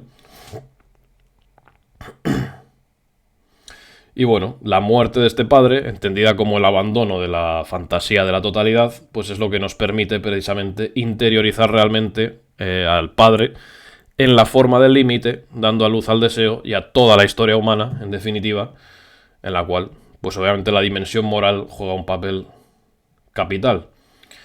Por esto, bueno, pues en la perspectiva de Freud, la educación siempre debe provocar displacer o desagrado, ya que el proyecto de ver realizadas todas las fantasías pues no figura en su programa, sino en el programa de la perversión, ¿no? Que quisiera acceder a esa omnipotencia donde en realidad pues viene a morir la condición humana. Y es cierto que en buena medida las teorías de Freud iban dirigidas a acabar con ciertas represiones, especialmente aquellas que enredan al amor en el compromiso bastardo del síntoma, pero siempre asumiendo que arribar a una moral sin ningún tipo de represión sería pues algo absurdo y contradictorio, con lo que el desarrollo del superyo se convierte en algo fundamental para alcanzar un orden en la conducta humana, pues él es quien impone la distancia con respecto a esta realización de nuestra naturaleza sin restricciones. La distancia que recordemos que es muy importante en Freud, tanto la distancia como la ausencia es lo que da origen no solo al deseo, sino de hecho al lenguaje. Y bueno, sobre esta ley inconsciente se levanta nuestra conciencia moral, así como toda la multiplicidad de sus influencias y elaboraciones, las cuales ya pasan a través del yo y forman parte de una teoría ética de la que Freud pues apenas nos ofrece algunos esbozos. De ahí que pese a sus múltiples condicionamientos, la conciencia sigue siendo algo central en su doctrina, no solo porque en su sentido epistemológico se nos revelan los propios dinamismos inconscientes, sino asimismo porque en cuanto a conciencia moral pues sigue siendo en última instancia la responsable de nuestras decisiones. Posteriormente veremos cómo en la interpretación lacaniana, es decir, de Lacan, pues el superyo se reformula para dejar de ser esa instancia prohibitiva que interioriza los traumas derivados del complejo de Edipo y, bueno, pues en esta inversión el inconsciente pasa a ser algo que en lugar de prohibir empieza a exigir y su principal exigencia se materializa en el imperativo paradójico del gozo. Es decir, su severidad no proviene de la ley, sino de la misma pulsión. Y en este caso, el niño no interioriza tanto la figura del padre como la marca del deseo del otro. Es decir, lo que interioriza es no el deseo propio, imprimido en él por la figura del padre y por ese narcisismo, sino el deseo del otro, básicamente, de los demás. Entonces la moral pasa a ser el resultado de un mandato enigmático de la pregunta ¿qué quieres de mí? Por eso, pues en Lacan, la culpa no se asocia a la transgresión de una norma, sino a la insatisfacción del deseo del otro. Y él sostiene que la moral solo puede nacer en el momento en que el sujeto penetra en el orden simbólico, ya que la estructura misma del lenguaje, pues es la primera ley con la que entramos en contacto.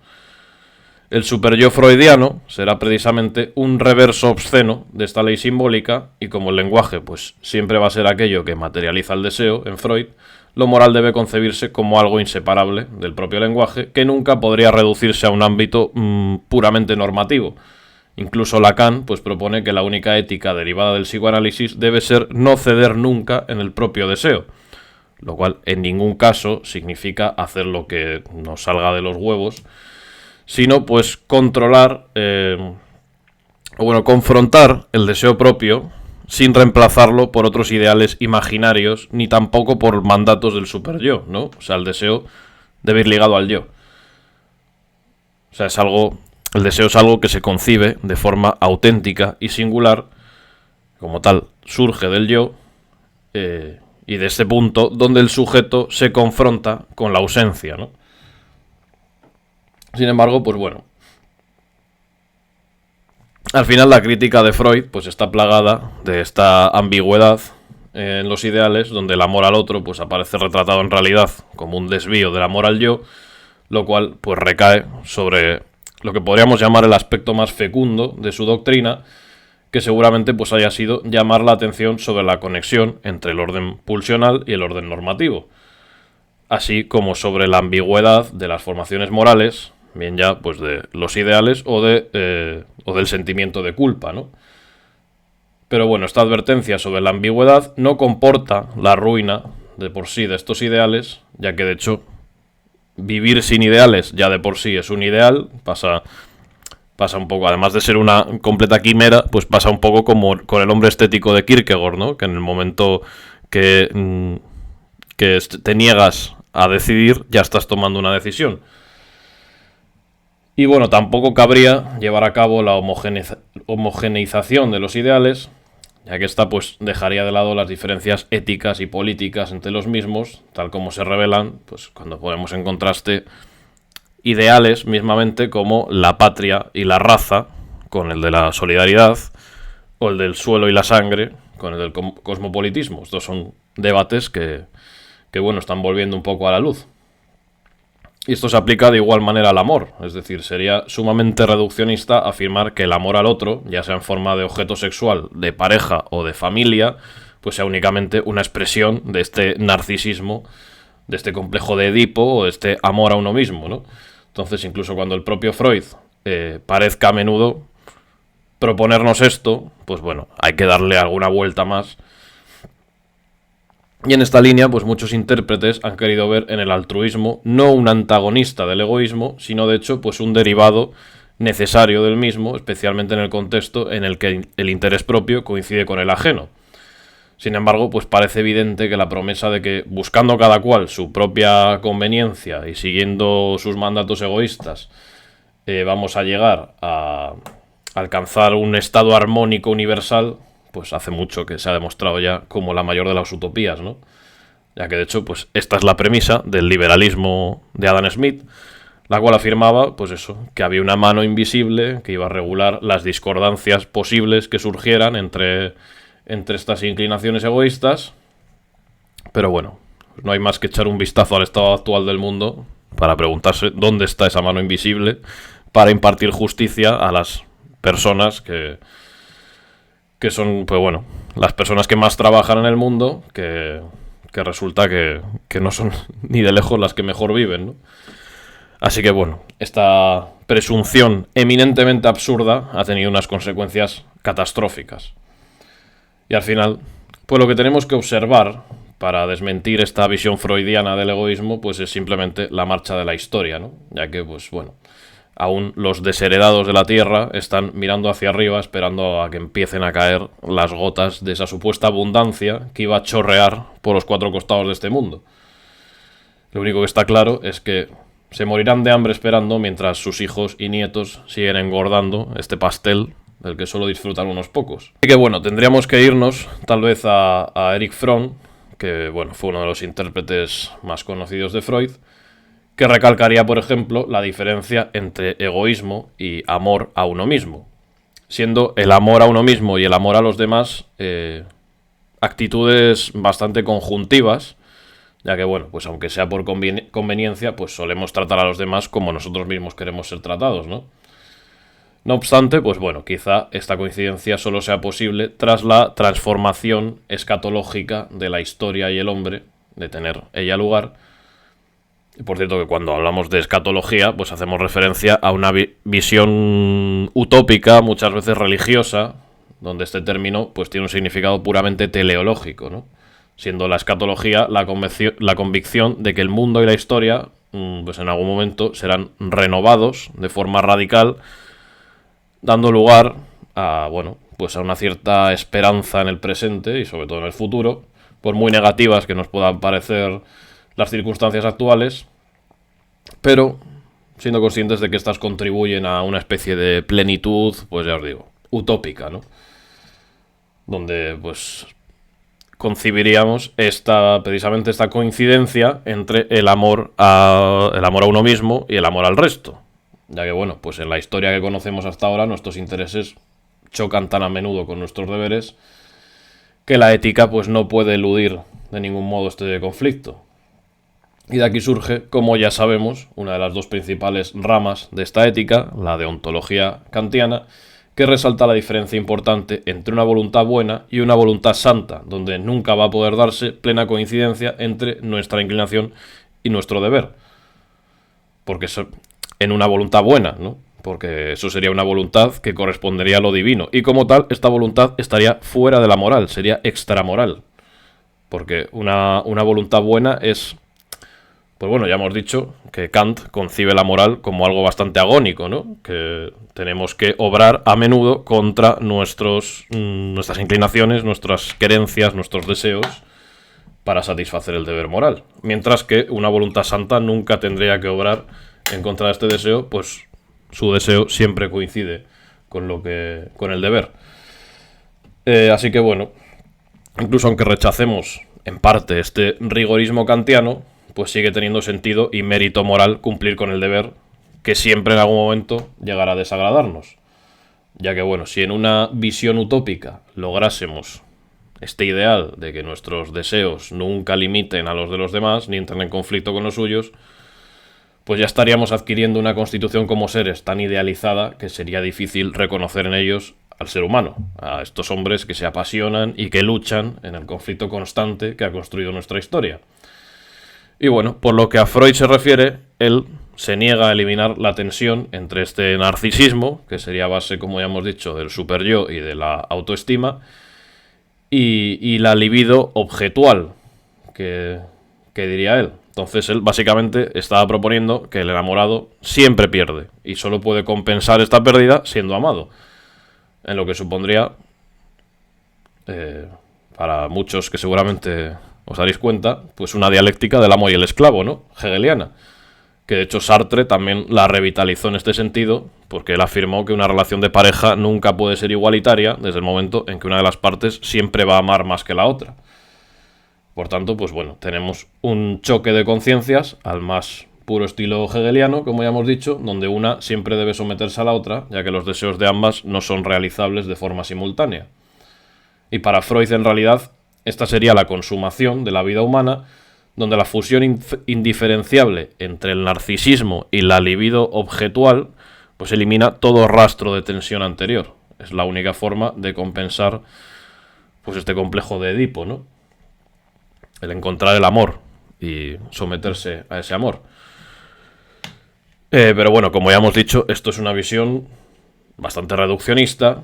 Recordemos que Freud pues establece esta libido objetual como resultado de, pues eso, ya hemos dicho, del narcisismo socavado por el complejo de Edipo, así como el famoso miedo a la castración derivado del mismo.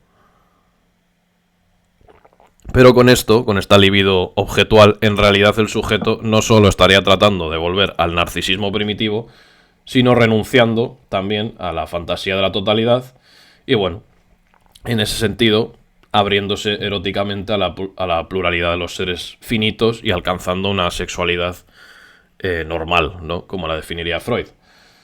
Estos aspectos pues son indispensables a tener en cuenta, ya que de no hacerlo podríamos llegar a caer en una suerte de distorsiones o incluso de equiparaciones tan absurdas como, pues por ejemplo, poner al mismo nivel a Gandhi y a Hitler, ¿no? Ya que sus acciones serían ambas resultado de este profundo narcisismo.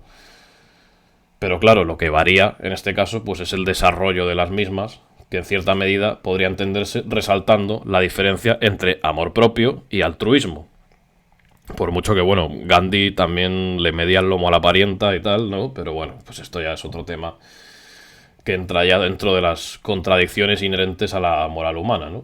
También dicen que a Hitler le gustaban mucho los animales y tal, ¿no? Pues eso, oye, sin más. Bueno, vamos a pasar ahora, corramos un tupido velo, vamos a pasar al siempre peliagudo problema de la culpa, donde ya hemos dicho que este tema íbamos a hablar de ello bastante, donde podemos realizar ciertas observaciones similares, ya que, pues bueno, en ciertas ocasiones este concepto tan arcaico de la culpa ha sido sustituido más adecuadamente por el de responsabilidad. Pero claro, esta sustitución no puede evitar que nos hagamos una pregunta, como que sería cuál es el sentimiento, ese sentimiento que sale a flote cuando no nos responsabilizamos, ¿no?, de lo que debemos. Está claro, pues por ejemplo, que los personajes de Dostoyevsky no estaban inmersos en lo que podríamos llamar un atolladero de la responsabilidad, sino que lo que les mordía por dentro era algo mucho más desgarrador, ¿no? lo que sería esta culpa. El mismo sentimiento que se expresa en el propio Edipo, por ejemplo. Este desgraciado al que tanto mencionamos en este vídeo y que ya recordamos que debido a la culpa llegó al extremo de arrancarse los ojos. Y no es que pretendamos tampoco convertir a la culpa en el único eje de la moral, pero lo que está claro es que en una elaboración fenomenológica de la misma, pues no podemos esquivarla, ni mucho menos aducir todo a la responsabilidad, como si fuésemos robots, ¿no? Que no sufrimos de consecuencias al atentar contra la moral. Tal vez lo que sí sea difícil sea abordar la culpa frontalmente, y deberíamos hacer como Ricoeur, la verdad que no sé cómo se pronuncia. Es un filósofo muy conocido, pero lo he escuchado pronunciado de distintas maneras, así que bueno, dejémoslo en Ricoeur. Que bueno, pues él trató de canalizarla lingüísticamente por medio de los estallidos existenciales de la culpa. Y bueno, de hecho, Ricoeur hay que detenerse un momento a hablar de él porque fue tal vez el que más trabajó la dimensión ética de Freud, que nos desveló lo que podríamos llamar la trastienda pulsional de la moral, donde esta pues ya no se nos aparece como fruto de una razón kantiana, sino como un efecto psíquico de la propia represión, así como la internacionalización de una autoridad que igualmente es muy represiva. Y se nos pinta la moral de Freud como una verdadera tragedia, ¿no? Ya que siempre se articula en torno al conflicto estructural entre el deseo y la ley. Y la culpa, por tanto, no es racional, sino puramente afectiva y derivada de la intensidad con la que el sujeto haya interiorizado esa autoridad paterna. En este sentido, pues Freud nunca nos dará una ética prescriptiva, sino el retrato de un sujeto cuyos trazos habrían sido pintados por la propia restricción. Es decir, pues si nuestra vida fuese un cuadro, la represión autoimpuesta sería como el pincel, ¿no? Lo cual, pues bueno, no deja de ser una visión evidentemente determinista, ya que podríamos decir que en Freud la moral no aparece como una decisión, sino como el destino prefijado para el deseo. Pero bueno, esto lo vamos a ver también.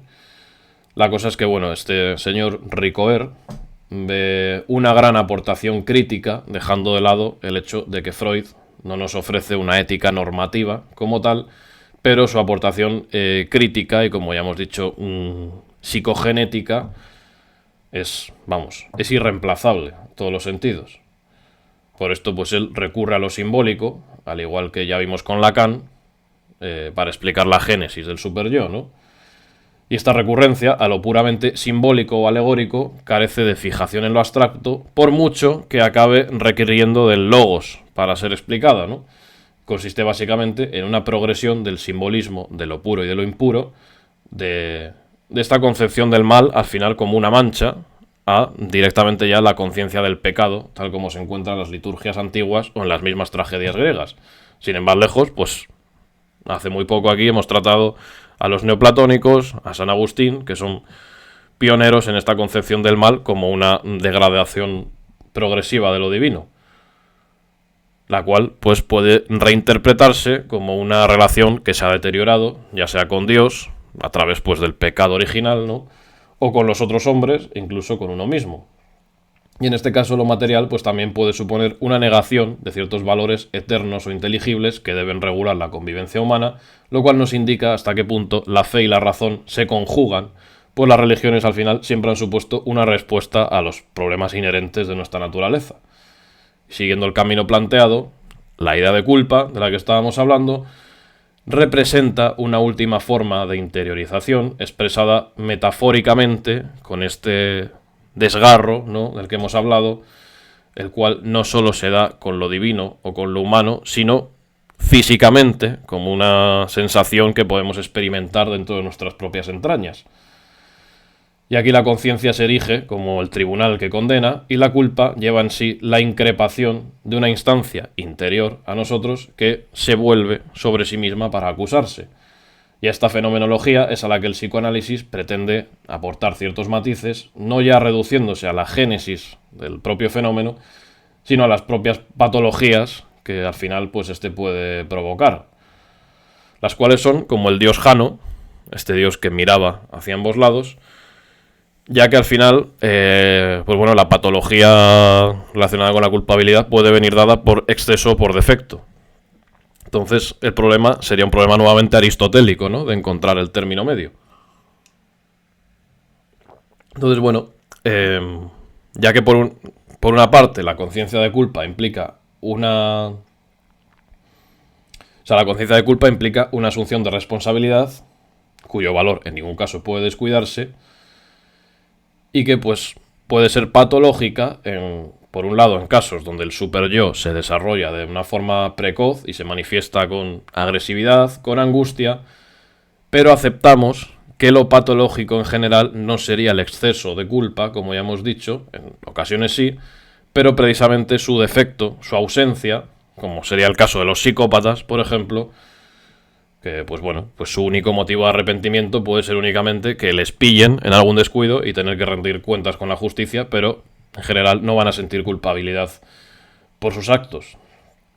Pero sin necesidad tampoco de llegar a estos extremos, existen ciertas personalidades narcisistas que pueden también caer en un intento de desviar la propia responsabilidad hacia los demás o hacia las circunstancias, cayendo en esta cosificación, en esta mala fe sartreana, ¿no? Movidos pues por automatismos con los que intentan un poco preservar la limpieza de su imagen. Y es que en realidad lo que dispara los mecanismos patológicos del sentimiento de culpa es su relegación precisamente al inconsciente, del cual pues surgen una serie de obsesiones con los que el sujeto trata de conjurar una culpa pues de la que no quiere hacerse cargo. Y sin embargo, dicho sentimiento no deja de atormentarle, incluso aunque consigamos desplazarlo hacia algo nimio, hacia algo trivial. Y aquí es donde se manifiesta la ambigüedad que hace de la culpa un asunto, como ya hemos dicho, pues muy peliagudo, donde lo que era indicador de una conciencia delicada se pervierte cuando el respeto a la ley moral se impone sobre el propio objeto de dicha ley. Es decir, donde se olvidan un poco las relaciones en las que esta ley se insertan para únicamente garantizar su justificación. Entonces es el punto que observaba San Pablo en su carta a los romanos, aquel donde él decía que la propia ley pues se convierte en fuente del mal, incitando a su transgresión y, o sea, incitando esta ley a su propia transgresión y al posterior castigo en un terrible círculo vicioso, ¿no? Donde la ley puede convertirse, pues eso, en fuente del mal, como ya hemos dicho. Lo cual, pues bueno, vuelve a enfrentarnos a una cuestión muy conocida y muy tratada en este canal, que es la del determinismo y la libertad. Ya hemos dicho que hablaríamos de esto, lógicamente, porque la interpretación freudiana puede ser un tanto problemática en el momento que él llega claramente a defender un férreo determinismo inconsciente surgido pues meramente de esta supuesta certeza empírica de sus análisis y Freud, de hecho, en estos análisis, en estas conclusiones, llega incluso a confundir los términos de causa y motivo, afirmando que solo somos libres en aquellos momentos en los que obramos sin motivo. Entonces, pues bueno, hay que recurrir nuevamente a Aristóteles para ponernos en guardia contra este tipo de confusiones. Pues ya en la Ética Nicómaco ya nos hablaba de la diferencia entre motivación y compulsión dentro de la acción voluntaria, diferencia en la cual pues podremos establecer todas las gradaciones que queramos, pero sin llegar a equiparar en ningún caso, pues, por ejemplo, un asesinato premeditado con una muerte provocada de forma accidental. Y es que además la práctica contradice continuamente al planteamiento teórico de Freud. A este respecto, pues un análisis nunca puede llevarse a cabo sin el reconocimiento por parte del paciente de que él, al menos en parte, es el responsable de lo que le sucede y en cierta medida, pues el cómplice de su enfermedad o del síntoma que lo atormenta. Por lo que esta tendencia regresiva del psicoanálisis debería ser complementada con otra progresiva. Y aunque el esfuerzo cardinal de Freud fue reconducir las variadas conductas individuales y las producciones culturales hacia el ardiz del deseo más arcaico, pues no por ello se desentiende de este gran ideal de la liberación humana, no solo en el ámbito individual, donde primaría la superación de las distorsiones comunicativas, sino también en el social, que aludiría a esa justicia universal que debe abrirse paso en un mundo claramente desequilibrado. No en vano, como ya hemos dicho, pues junto a Marx y junto a Nietzsche, se considerará a Freud como uno de los pensadores de la sospecha, que que son aquellos que al final pues vienen a plantear la validez de todas nuestras estructuras morales o a tratar de liberar al hombre de algo, ¿no? Ya sea de las imposiciones históricas, económicas, como veríamos en Marx, ya sea de las imposiciones morales, cristianas, platónicas, que veríamos en Nietzsche, y ahora Freud nos intentaría liberar de nuestro propio inconsciente, ¿no?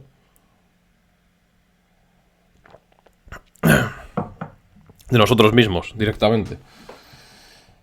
Y bueno, como ya hemos dicho antes, no podemos pasar por alto la interpretación de Jürgen Habermas, ese gran filósofo alemán, que además presenta una particularidad bastante rara, que es que tal vez sea la única persona de la que vamos a hablar en este canal que todavía sigue viva.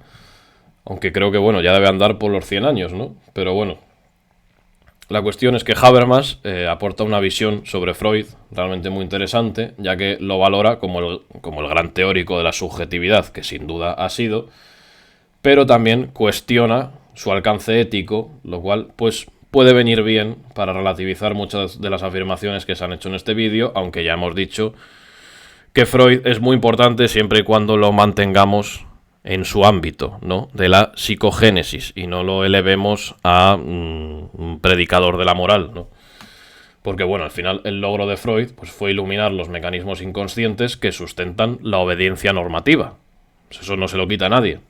De hecho, el propio Habermas va a afirmar que Freud inauguró un tipo de conocimiento completamente nuevo, distinto del científico empírico, que, bueno, pues un conocimiento que utiliza al final esos medios, los medios científicos, pero que se orienta puramente a lo interoceptivo, ¿no? A la autorreflexión, ya que su fin no era en ningún caso describir el mundo ni predecir fenómenos, sino desbloquear la comunicación interna del sujeto consigo mismo, entendiendo que las fallas en esa comunicación pues formaban parte fundamental de muchos problemas éticos. Y Habermas afirma que el psicoanálisis es un saber orientado a la emancipación del hombre, como ya hemos dicho. Al final los filósofos, los pensadores de la sospecha, siempre tienen esta característica, ¿no? Tratar de emancipar al ser humano de algo.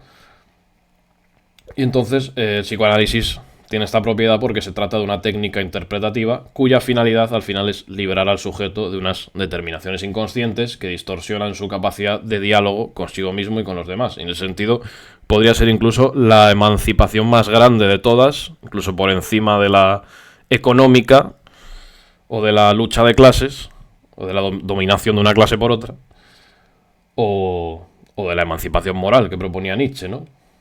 Que bueno, ya vimos que la emancipación moral de Nietzsche tampoco cogida con pinzas, porque al final Nietzsche lo que acaba proponiendo es un nuevo código moral con el superhombre. No, realmente no promueve la liberación de la moral, porque esto es algo imposible, sencillamente. Pero bueno, el caso es que Freud es importante por promover esta emancipación de nuestro inconsciente, pero sí que es cierto que cuando esos descubrimientos son llevados al plano de la ética, pues no podemos dejar de acusar cierto reduccionismo al presentarse la moral como un mero producto de nuestros procesos adaptativos. Nuevamente, caemos un poco en el conductismo, ¿no? No tanto, pero bueno, porque concedemos que es un avance teórico enorme el haber localizado realmente los mecanismos que configuran la moral, pero Habermas, por ejemplo, pues criticará que esto no puede llevarnos a concebir la misma como, ya hemos dicho, como una simple técnica de contención de impulsos. Lo cual, pues sin duda es algo absurdamente rígido. Y es que la moral freudiana surge siempre del conflicto entre lo pulsional y lo cultural, pero sin hacer una distinción especial entre lo que es la represión necesaria, es decir, aquella que lleva a cabo la civilización o la propia sociedad, y la represión patológica, que surgiría ya pues, de las movidas mentales o los traumas del individuo. Por tanto, pues según Habermas, deberíamos abrirnos a la consideración de esta represión necesaria, social, y tener en cuenta que la moral requiere ante todo de comunicación, de consenso racional y no únicamente de la renuncia a las pulsiones. Así que mientras que Freud describe la moral como una especie de domesticación del individuo, una teoría que, bueno, de hecho fue mayoritariamente aceptada por la psicología, sobre todo en este momento, pues Habermas ya aboga por la autorreflexión y el diálogo como métodos claramente más óptimos, lo cual daría lugar pues a la distinción entre la moral freudiana, que podríamos llamar moral heterónoma, y la moral de Habermas, que a su vez sería un derivado de la moral racional de Kant, y a la que por supuesto pues deberíamos llamar moral racional, obviamente. Entonces pues esta distinción es muy importante y se la agradecemos por supuesto a Freud, pero también a Habermas, que fue el que la precisó, ¿no? Así que bueno, pues el hecho de solo tener en cuenta una moral de carácter adaptativo y eliminar el papel de la razón, como haría Freud, pues conduce a la ausencia inaceptable del juicio moral deliberativo y de la justificación racional de las normas. Lo que revela, pues eso, que Freud confunde el proceso psicológico de socialización con esa justificación normativa que sigue siendo indispensable, reduciendo a los humanos pues, al estatus de un perro, ¿no? Que debe ser amaestrado y negándonos totalmente la adquisición de competencias morales, lo cual es terrible, ¿no? A su vez, pues bueno, Habermas también remarcará la importancia de que la verdadera moral sea comunicativa, no represiva, y por tanto que ésta surja de la discusión pública y no de esa renuncia a las pulsiones propuesta por Freud. La cultura tiene que ser algo más que un dispositivo para regular nuestras energías internas, sino pues un marco, sino que la cultura constituye al final un marco social e histórico que no solo nos construye, sino que nosotros podemos tomar parte también en su construcción. Incluso aunque no lo hagamos, siempre debemos interiorizar y reconocer como parte del yo, es decir, no solo del super yo, sino del yo tanto inconsciente como consciente. Tenemos que interiorizar esa cultura en esa identidad nuestra y no solo en el super yo que nos tiraniza, ¿no? Pero bueno, no nos equivoquemos, con esto no queremos caer en esta idea de que Freud fue un absoluto idiota, como hay algunos que nos quieren hacer creer. Simplemente, pues bueno, se redujo demasiado a sus propias revelaciones, las cuales no dejan de ser brillantes y necesarias para entender el trasfondo no racional de la moral. Pues de hecho, es evidente que la moral, o sea, lo que encontró Freud es el primer paso de la moral. Es decir, la moral no comienza con la razón, sino con estos sentimientos de culpa y de deseo, los cuales ya posteriormente podrán y deberán ser racionalizados, pero el primer paso es el que Freud localizó, eso no nos cabe ninguna duda. Lo que pasa es que no nos podemos reducir a esto. Y de hecho, incluso se podría decir que una examinación crítica de la autoridad debe partir siempre de mecanismos inconscientes, así como, por supuesto, faltaría más el diagnóstico de determinadas patologías o el entendimiento de la presión social mismamente. Podemos decir incluso que Freud nos permite pensar el concepto de patología moral sin el cual no podríamos penetrar a través de la ética en el campo del poder, de cómo funciona el poder y cómo son las relaciones intersubjetivas.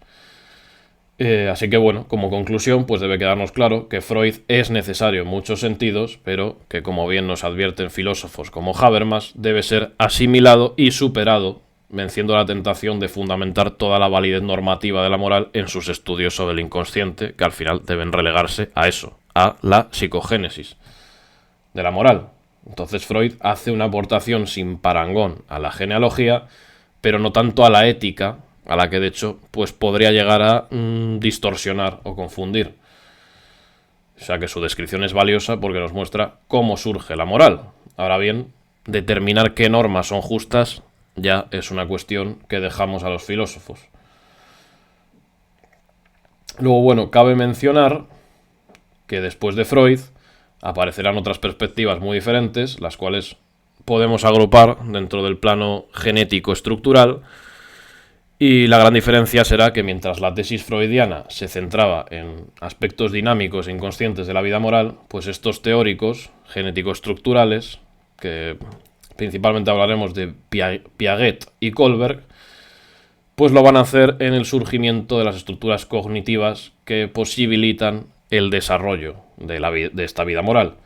Piaget, por ejemplo, pues dirá que dichas estructuras siguen un orden cronológico, donde las diferencias cognitivas no se pueden atribuir simplemente a los conocimientos aprendidos, sino a las distintas formas empleadas en la resolución de problemas como parte de nuestra facultad para buscar sentido en el mundo en el que vivimos, ya que los humanos, pues al igual que el resto de organismos, operan en base a dos funciones paralelas: la que organiza y asimila los estímulos, que se expresa en nuestra tendencia a sistematizar todo proceso de forma coherente, y luego la que modifica estos datos posteriormente en respuesta ya pues a determinadas demandas del medio. Lo cual en general pues hace que no debamos ver la mente como un mero receptor, esto ya lo hemos dicho, sino como una estructura que constantemente está construyendo un sistema ordenado cuyas imperfecciones deben ser a su vez corregidas de forma prácticamente indefinida hasta que morimos, ¿no? También precisamente muchos sesgos psicológicos vienen de esto, ¿no? Como por ejemplo, pues la facultad tan innata que tenemos para ver patrones en aquello que nos sucede, los cuales pues posteriormente ya nuestro lenguaje y nuestro pensamiento mágico transformarán en señales indudables de la presencia de algo trascendental, que curiosamente pues siempre será un mito con el que nosotros ya estábamos familiarizados previamente. Y por supuesto esto puede tornarse patológico en casos donde interpretamos de forma catastrófica una serie de señales aisladas que tal vez no tengan nada de importante. Por ejemplo, pues los hipocondríacos a menudo sucumben a esta necesidad de darle sentido a todo, uniendo una serie de síntomas aislados y poco preocupantes para formalizar la certeza de que tienen una enfermedad. Porque nuestro cerebro tiende siempre a actuar como si no existieran las casualidades. Es algo puramente adaptativo y necesario, pero que claro, puede tornarse en nuestra contra en una sociedad en la que, bueno, en un mundo en el que al no encontrar amenazas naturales, pues nuestro cerebro tiene que inventarse sus propias amenazas. Así que bueno, según este hombre, según Piaget, la fase del desarrollo más decisiva se da a partir de los 11 años, donde el estadio de las operaciones concretas da paso al de las operaciones formales, y ahí comienza a abrirse la posibilidad de recurrir a la abstracción, es decir, de operar sobre las propias operaciones, que antes solo podían hacerse de forma concreta, lo cual pues es una condición indispensable, obviamente, para el desarrollo moral del individuo, ¿no? La deliberación sobre cosas que antes a priori eran más automáticas, ¿no? O innatas. A fin de cuentas, pues esto establece una relación directa entre lo intelectual y lo afectivo, donde el conocimiento puede también interpretarse y experimentarse como sentimiento. Esta interacción entre conocimiento y afecto ha sido puesta de relieve sobre todo en el área del juicio moral o estructura cognitiva, la cual versa acerca de cómo debemos tratarnos a nosotros mismos y a los demás.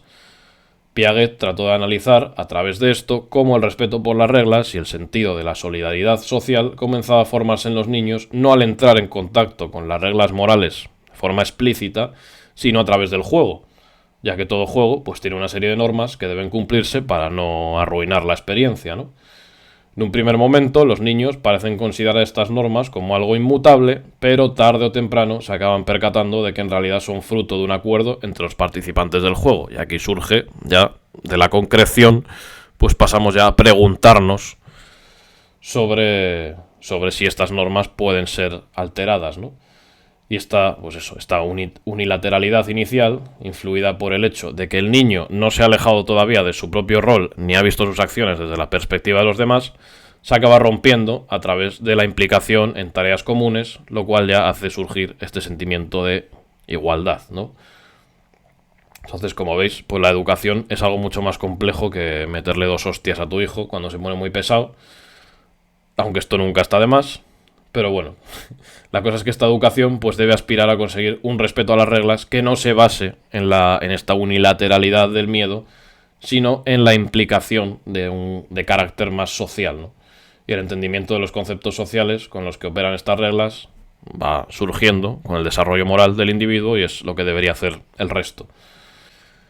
Sin embargo, pues bueno, esto ya formaría parte de un desarrollo posterior, incluso de toda una vida, que como Piaget pues limitó sus estudios a los niños, pues ya tendríamos que pasar a este otro señor, a Lawrence Kohlberg, que sí que entró más específicamente ya en los niveles del juicio moral, entendido como el ejercicio cognitivo que nos permite reflexionar sobre nuestros valores y ordenarlos jerárquicamente. Y en última instancia, pues las raíces de estos valores se encuentran en la capacidad de asunción de roles, la cual posibilita una relación adecuada entre las exigencias de los demás y las propias. Proceso en el que también se aunan lo cognitivo y lo moral, ya que además del desarrollo de ciertas estructuras, pues estas deberán ser moldeadas a su vez por la interacción con el entorno social. Y por mucho que internalicemos ciertas normas, esto no justifica su aparición secuencial, ya que la misma se deberá a un proceso activo y constante de organizar todo nuestro universo cultural. En sus investigaciones, Kohlberg recurría a menudo a una serie de dilemas hipotéticos, no tanto para evaluar la respuesta de cada individuo, es decir, no es que hubiese una respuesta correcta, sino que lo que se evaluaba era la consistencia y la estructuración del pensamiento, ¿no? El razonamiento que cada cual hacía para resolver el dilema moral de turno. Ya que él, pues bueno, él empleaba una división que era fundamentalmente cualitativa de los estadios de la conciencia, donde cada uno de ellos constituiría una forma de ver la realidad. Por ejemplo, pues en el nivel preconvencional, las cuestiones morales se enfocan únicamente desde la perspectiva del interés particular. Esto sería un poco como lo concreto que hemos visto anteriormente en este señor, en Piaget, se me había ido. Y bueno, luego una vez que ya el individuo deja atrás lo preconvencional, deja atrás su egoísmo y se adentra en lo que podríamos considerar ya lo convencional, pues surge una visión positiva de la realidad donde vivir acorde a un código moral supone ya de por sí una recompensa. Entonces, aquí estaríamos justificando un poco la racionalidad kantiana, nuevamente con mecanismos prácticamente instintivos o procesos bioquímicos cerebrales y bueno, no harían de la moral algo tan agónico como lo concibe Kant. Pero bueno, ya luego sí que entramos en el nivel postconvencional, que es donde aparecería ya sí que aparecería la dimensión ética, donde sobrepasamos el nivel de las normas y de las leyes dadas por la propia sociedad para cuestionar si estos pues son realmente justos o deberíamos proponer unos nuevos. Aunque por supuesto, pues que unos juicios morales sean más adecuados que otros, en el sentido de que algunos valores preceden a otros y en el de que algunos modos de sopesar los derechos y deberes son mejores que otros, pues tampoco implicaría en absoluto que una persona con un juicio moral más adecuado sea moralmente superior. Debemos recordar que la relación entre el saber y el obrar bien es mucho más complejo y afecta pues a dimensiones emocionales que Kohlberg no parece tener en cuenta al centrarse puramente en el aspecto cognitivo.